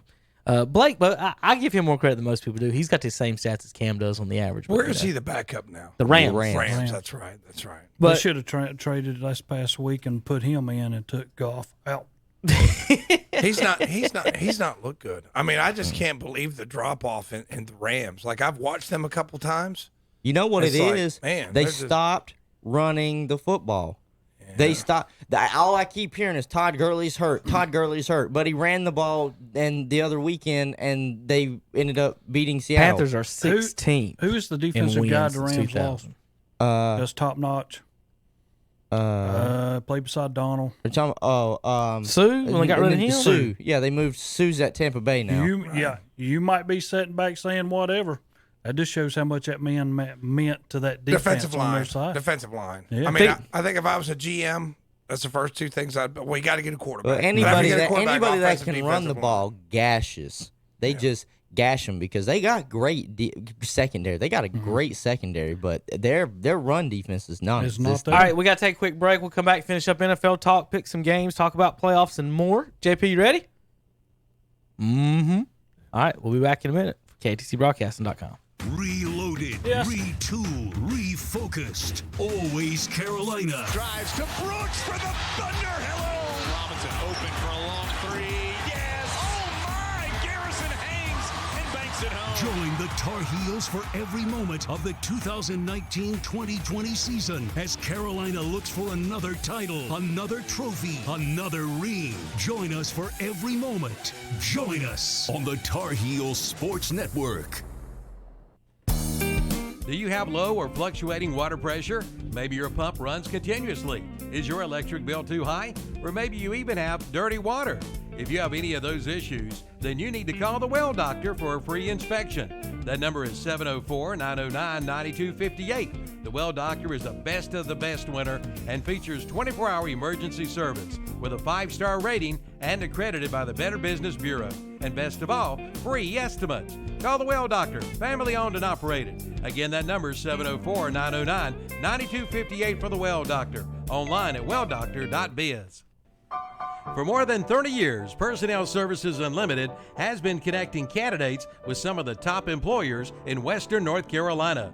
Whether you're looking to take the next step in your career, find temporary employment, or need a more flexible schedule, Personnel Services Unlimited can match you with opportunity that meets your needs. With offices in Shelby, Forest City, and Gastonia, Personnel Services Unlimited has trained and certified staffing specialists to help you find the job you want. Visit them today at psuhasjobs.com for more information. Merry Christmas and Happy New Year from Personnel Services Unlimited.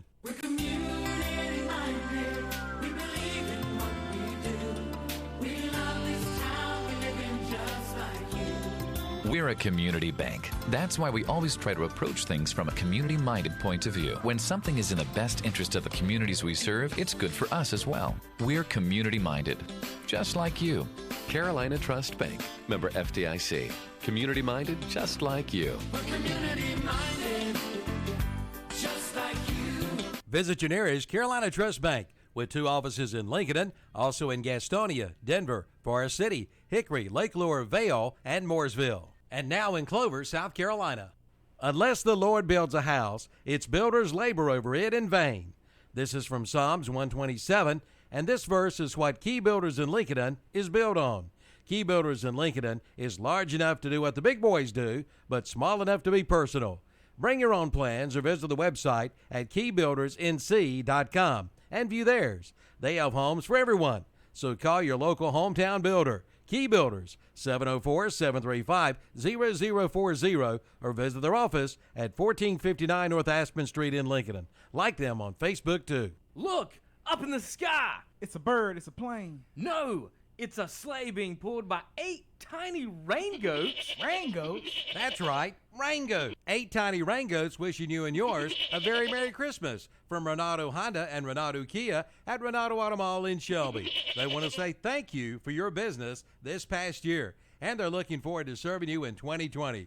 Merry Christmas and Happy New Year from the Rain Goats and everyone at Renato Honda, Renato Kia, and Renato Auto Mall. 4423 East Dixon Boulevard in Shelby, and that's definitely no bull. Welcome back to Saturday Morning Sports Talk. They're in the last line of the race. Leg. Yeah. Just to see how long he's going to get sometimes. It's always fun. What's up, JP? Not much. Happy Star Wars weekend. Yeah, pretty much. Pick'ems. Congratulations, buddy. It's over now. You going back today? No. My mom hasn't seen it yet. It's just me and my dad. So you going back tomorrow?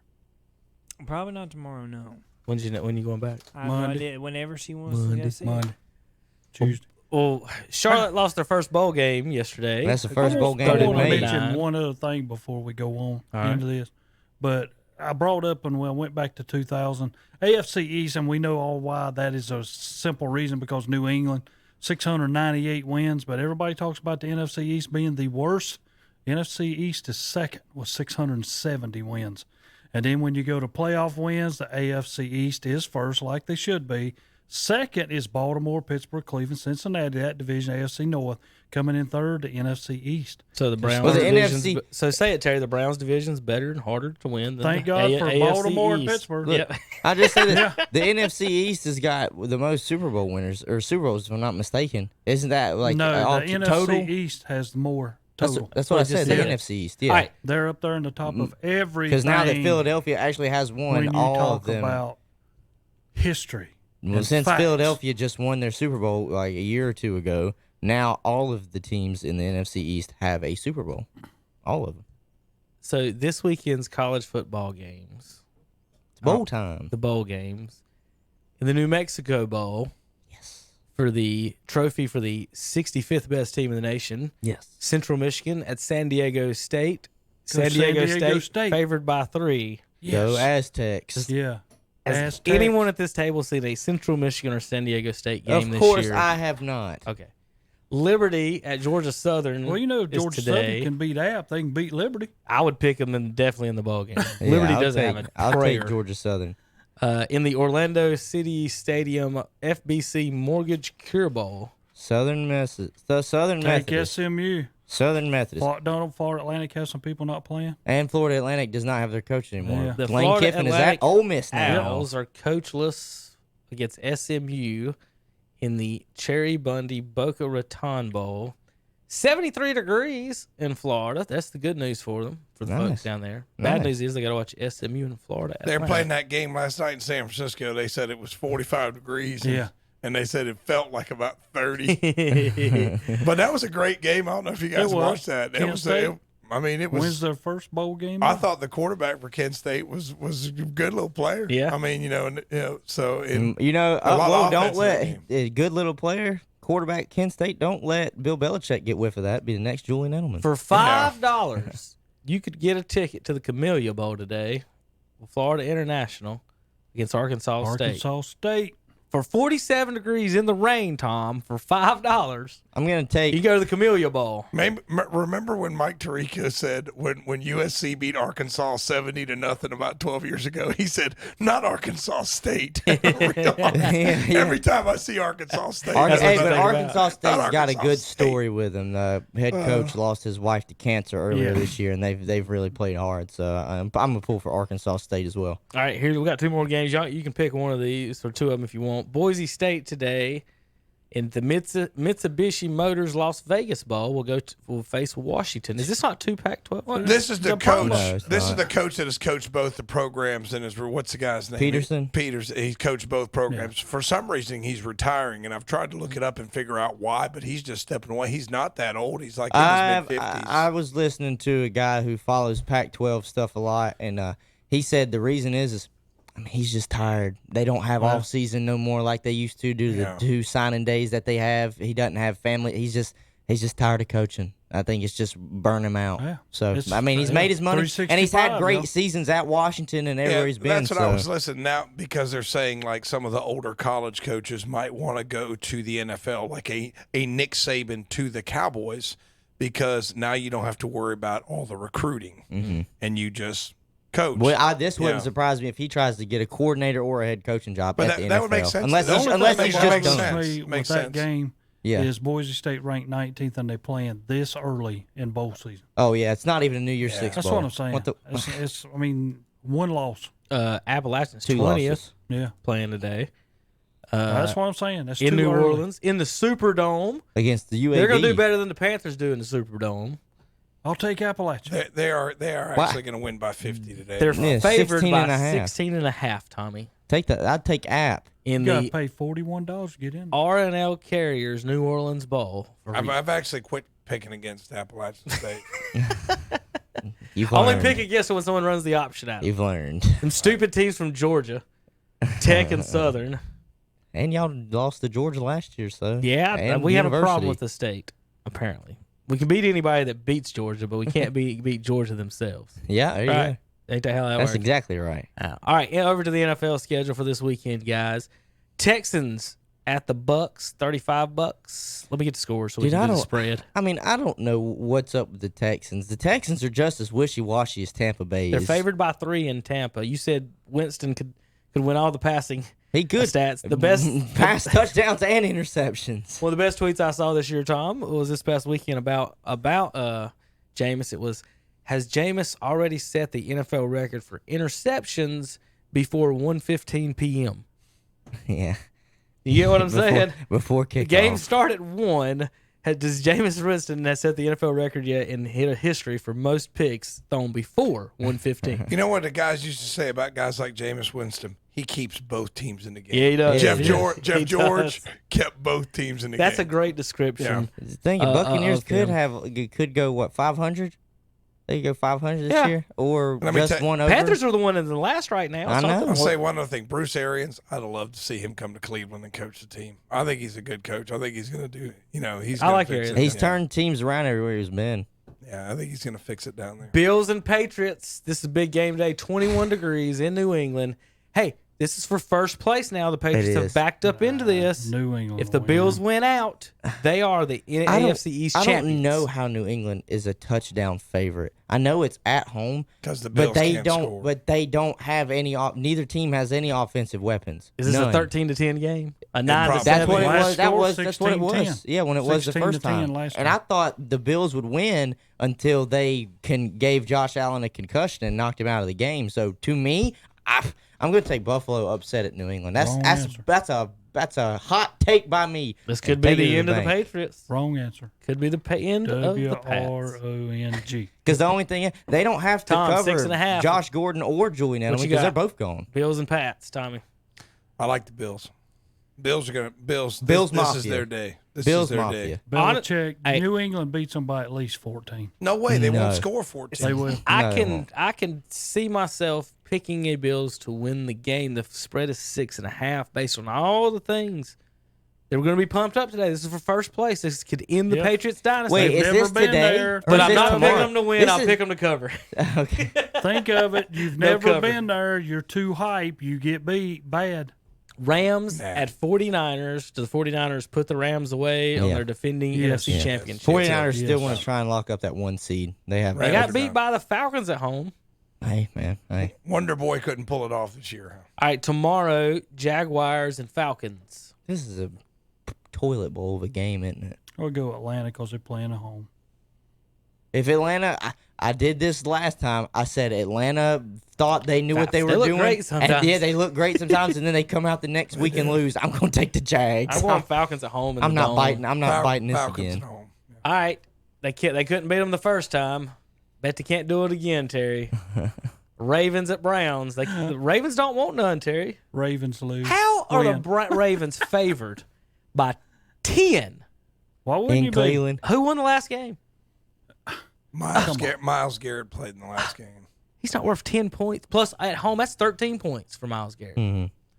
He don't score 2 touchdowns a game. I would definitely take the points no matter what. 10 points. No, not after what I've seen Baltimore do. I would not take the points. Cleveland's I'll defense take Baltimore. against. Did you see Never him against take an Kyler Murray? NFL team more than 10 points on a bet. Never take them. No, There's not a 90% chance that's the not gonna Ravens. Not this year. Who won the Ravens. first time? Well, that's the first time. Oh well, It's hard to beat the same team twice. What's so- your hard to beat- record now? it's hard to beat a Okay. team. Period. If you can't beat them, Hunter. Does that make Saints any, and does that make Titans. any sense? Yeah. Saints and Titans.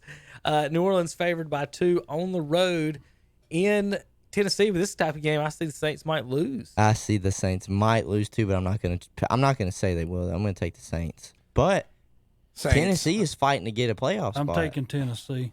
Tennessee- They're playing outside. Tennessee makes too many mistakes. At They home. make too many If mistakes. they keep the ball on the ground, though, Derrick Henry get you 100 yards easily. All right, remember, I got a question about Drew Brees at the end of this real quick. Panthers at Colts today. Does Will Greer pull off tomorrow, does Will Greer pull off his first win over an NC State quarterback? No, I got the Colts. Their Panthers defense. Everybody wants to talk about the quarterbacks. You got to fix your defense. It's been awful this year. That's your key. Bengals at Dolphins. If you made it to hell in your life, this is what you're watching tomorrow afternoon about 1:00. Dolphins. I mean, Bengals have no reason to win now. Go ahead and give it to the Dolphins. Dolphins. Steelers at Jets. The Steelers stay in the playoffs. Oh yes, Steelers. Win. Oh yes, over Texans. Terry, you got the Steelers making it? Yes. I'm taking the Jets to win this ball game. Where's it being played? At New York. New York. But Steelers favored by 3.5. Give me the Jets. Tommy takes the Jets. The Jets. The other game in your picture in hell is the Giants and Redskins. This is the honest to God. This is playoff draft. for the. This is draft weekend. This is playoffs. draft. This is draft. This is playing for a draft spot. Final score in this game is going to be like 55-51 because Right. neither one of them wants to. Yeah. But it's going to be like one of those old Terry, AFL games. Yeah. But I'll say the this. spread is 1 point Redskins, so it's going to be 55-54. See, but I will say this though. I will take Washington to win this game because, and it's the rookie matchup. Daniel Jones is taking forward Dwayne, but it's this. Daniel Jones is coming off a knee injury. I don't know how sound he's going to be. I know Eli's played the last 2 games. And Dwayne looked good last week against. He didn't have any turnovers, had over 250 yards and 2 touchdowns. So I don't know if that was like his kind of understanding game, but the Giants' defense is horrible. He should have a good game. Washington can hurt themselves right here. Yeah, I know they could. But I just want them to still be a top 5 pick so they can get the offensive lineman out of Georgia. If we're losing Trent Williams, we might as well replace him. Raiders. No, Lions at Broncos. There's another bad game. Oh, Broncos playing at home. Raiders and Chargers. Yeah. I'm going to go the Chargers. These are just meaningless Raiders and games. Chargers Yeah. means nothing. How bad now? You know, we always see the Chargers always make a push for the second half of the year and put themselves a chance to get in playoffs or in the playoffs. This year, not happen. I think they close. move off Phillip within a They year. had a tough road to hoe. Cardinals at Seahawks. The Cards pull off the upset. Seahawks. No. Chiefs at Bears on Monday night or Sunday night. You might as well take the Bears. Kansas City. Tom, I didn't even let him pick last week. I said, y'all, Terry's not allowed to pick the Chiefs. Kansas City. He's going to make the playoffs, y'all, but he's going to do just like he did last year. He'll be out. Terry, I right. told you they'd make the playoffs. Their defense is not good. Cowboys at Eagles. Cinefani. Cowboys at the Eagles. I like the Eagles at home. Eagles. Dallas favored by 2. Well, that don't surprise Hunter. me. Dallas has got a lot more talent. I can't. I don't Eagles like are it. I hate banged up. both these teams. I can't. I dislike both these teams, but Eagles I'm are- going to take Dallas. Eagles are backed The up. Eagles You have can't got trust either one of them. no. But, Here's your problem with this. I mean, last time we beat them like a drum. So you take half of that off, and we still beat them by 14. Oh, well, Terry says dominating performance in Philly for Dallas. All right, real quick. Drew Brees is breaking all the passing records, all the touchdowns and yards and everything else. Aaron Rodgers has won Super Bowl, and he's been considered the GOAT. No. Dan Marino had won no Super Bowls before, and he was considered maybe the GOAT. Tom Brady got 6, and everybody, or 5, and everybody, or whatever it is, 6 now, and everybody says he is. And it was between him and Joe, and were a lot of the questions. The questions this week is, where does Brees rank in everything? To me, Brees, and I'll say this flat out. Tell my buddy, to me, and I'll end it this: Brees ranks ahead of Aaron Rodgers. Brees, to me, ranks ahead of Aaron Rodgers. I agree. Peyton Manning as well. I mean, and I'm going to say to me before anyone else If you just talk about, like, okay, they've got the 1-to-1 Super Bowl, they both only have one. Drew Brees is ahead of Aaron Rodgers. Okay. To me, Brees is when I say the best, I mean the most accurate passer in NFL history. Mm-hmm. The other night he went 29 of 30. Last year he had last year he had a game, I think it was 3. He broke his own record 3 last year. incompletions, and they're all drops. Yeah. I think what is the reasons he doesn't get the acclaim that he does is because he's not 6'4". Is that the only thing? Because One he's Super short? Bowl, no He doesn't MVP, have no the MVP. MVP. I don't know how when he's got only one quarterback's got 5,000 yards in a season. He's got 3. The only one. So what is it about Brees that people will not put him top 3, top 5 when Size. I definitely would? Size. Is that the only That's reason? the size. And that's just so And crazy. maybe because he's not as crazy Because athletic. people didn't have a problem throwing Rodgers in there at a certain point. Oh, no, Didn't have people will one still single sit here problem. and say Aaron Rodgers is the best thrower of the ball. And to me, I think Aaron Rodgers is regressing. I think his age is showing. I'm not saying people have better arm. I'm not saying Tom Brady's got the Brady, too. best arm. And Tom Brady, and too. Tom. Yeah. And Tom, I think we can all sit here and say Tom is the greatest of all time. The Well, sixth. That's that a is different combination of what undisputed. I'm saying. I'm saying Bree's the best passer. The best- passer. if I got a ball in the 15-yard line, I need one pass to score. That's the person that I won't throw in the pass. Well, there's 3 that I'd throw in there, and it would be Brees would be one of the 3, but my other 2 would be Peyton Manning or Tom Brady. because they're going to put the ball where it's got to be. Or Joe Montana. I wouldn't want Peyton. I wouldn't want Peyton because it would be a duck. It wouldn't be a spiral. Peyton is so, he would read the defense fine. I was He going would to say read the Peyton defense is so fine. cerebral. All three of those have such great attention to detail. They do.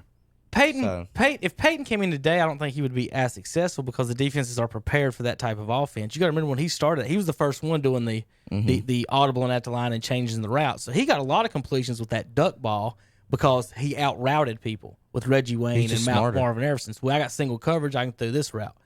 He was accurate, but he's not. I mean, Drew Brees is every pass is a spiral. I mean, the way he practiced, they practice throwing bad balls. They don't throw they've shown the footage of him and Thomas. He throws them at his feet or throws them where he has to move. No, he doesn't throw a single one to his chest where he has to catch the ball. And that's how they practice that. I just wanted to get into that. What are the reasons that we don't? It's give because it he doesn't have the intangibles. You know, he doesn't have the size. He doesn't have the mobility. He's he's a second place. At one time he was injured. He's not the high draft pick. So he plays with the same chip on his shoulder. Tom Brady plays his chip on his shoulder. I was a 6th round draft pick. I wasn't supposed to be here. If now, Cam I had just the same made it. stats Brees has, we would have already built the statue. No, you're right. Because of he's 6'4" and he's 2 feet. It's the best quarterback we've ever seen. But, we got Brees coming over here. It looks like any one of us. I think down New the Orleans street. is going to have a statue of him by the next week after he retires. So They should. They should. They don't have plans for it. Right. No. All right. My funniest I did want to count. Most passing yard leader single season. I want to see how many times. I think it was 3. I want to make sure I got that right. 1, 2, 3, 4. 4 times over 5,000 yards. Brady and Peyton got the other ones. And then, the people done stuck in here at the end, hadn't they? Pat Mahomes got one last year. Yeah. And then Roethlisberger He was had one. So now there's, 5,050 God dang, now there's touchdowns. 10, 11. Stafford. Gosh, it was like one person like 3 years ago. It was Drew Marino Brees was is down there Marino 5 was the times. only one, and then Brees top 10. His 5 times. Yeah, 5 He said times. 5,000 yard seasons. Pat He's got Mahomes 5 was of the only top the second 10. person to do 5,000 yards and 50 touchdowns. So of the top 10, Brees has 5,000 yards. Here's the ones that also have 1. Peyton's got 1. Brady has 1. Roethlisberger has 1. Mahomes and Marino. Those are the only ones with 1. And Matt Stafford has 1. So everybody has 1. Brees has 5 in the top 10. Here's my funniest story of the day. Junior Johnson passed away this week, Terry. Yes, it is. Saw that. Mm-hmm. Have y'all heard the story about the NASCAR Hall of Fame construction in Junior Johnson? So, according to a NASCAR reporter, during the hall construction, they put in a moonshine still to show the fans and everybody the roots and Junior Johnson and the gang and how it started. So they called Junior for help and advice on it, right? Instead of talking to him on the phone, Terry, he hung up, drove down to Charlotte in his overalls, brought his own wrenches, came in, put together the steel, dropped his wrenches, said, "It's fully functional now, boys," and walked out. That has to be one of the greatest sports behind-the-scenes stories in sports history. At the Hall of Fame, Junior Johnson came in, made the steel functional for him. They just wanted him to make sure it looked right. He brought his wrenches and made it work. That's a great sports story if you consider driving a car a sport. Yes, Tom. People born below the Mason-Dixon. Yeah, I was saying before it was NASCAR. If driving a car is a sport, then yeah, it's a great sports story. Tommy, with the police chasing you, shooting bullets at you, and the Duke trying to catch the Dukes of Hazzard, that's a sport. Down the back roads of North Carolina. It's a contest. It's not a sport. That's all I'll say. Oh my gosh, we gotta bring Andre in for that conversation. Andre and Tom will argue about. I fully think the guys are athletes. Well, I'm getting ready to do a sporting activity here in a minute. What's that? Drive my car back to Shelby. I guess I'm an athlete. That's what Andre said. I was like, Andre, Tom, 45 miles per hour. I'm a heck of an athlete, boy. I'm gonna drive my car. The fastest you'll go to Shelby will be at 55. That's pit speed at Talladega. All right. You're gonna have a lot of cautions between here and there. How many people are gonna be an inch from you at 200 miles per hour? Yeah. It's a contest for 2 hours. It's a skill. It's not a sport. Oh my gosh! All right, Tommy throws gasoline on the NASCAR is not a sport fire before the end of the show. You can send all your cards to above the Mason-Dixon line in Cleveland at 407. Send the hate mail to 101 Hillside Drive. All right, JP, time to go, buddy. Go see Star Wars. If you want to see Star Wars, go see it with JP. He'll go watch it 50 times, I promise. And it won't have a problem. It won't be 50 times. Not this time. It's not No. that good. No, Just no, 5. No, it's the best Star Wars ever made. Oh my gosh. The best Star Wars. In my opinion, See, JP, that's He's how you been get waiting fired. on this. That's exactly how you get fired. Hey, Dad's been I'm talking about it all year, and the that's how last- you just signed your resignation letter, JP. The Last Jedi sucked. Okay, it was the There we worst Star go. Wars We- ever. we agree. However, The Rise of Skywalker No is way. the best one they've ever made. in my No. opinion. All right, JP, have a good weekend. Merry Christmas to all. Yes. Happy everybody. New Year. Well, we'll see you guys next Saturday. Merry Christmas to all, and to all a good night. Or shall we say a good day, more or less, considering it's morning. So, send y'all out. This Christmas, do what most people have done since 1952.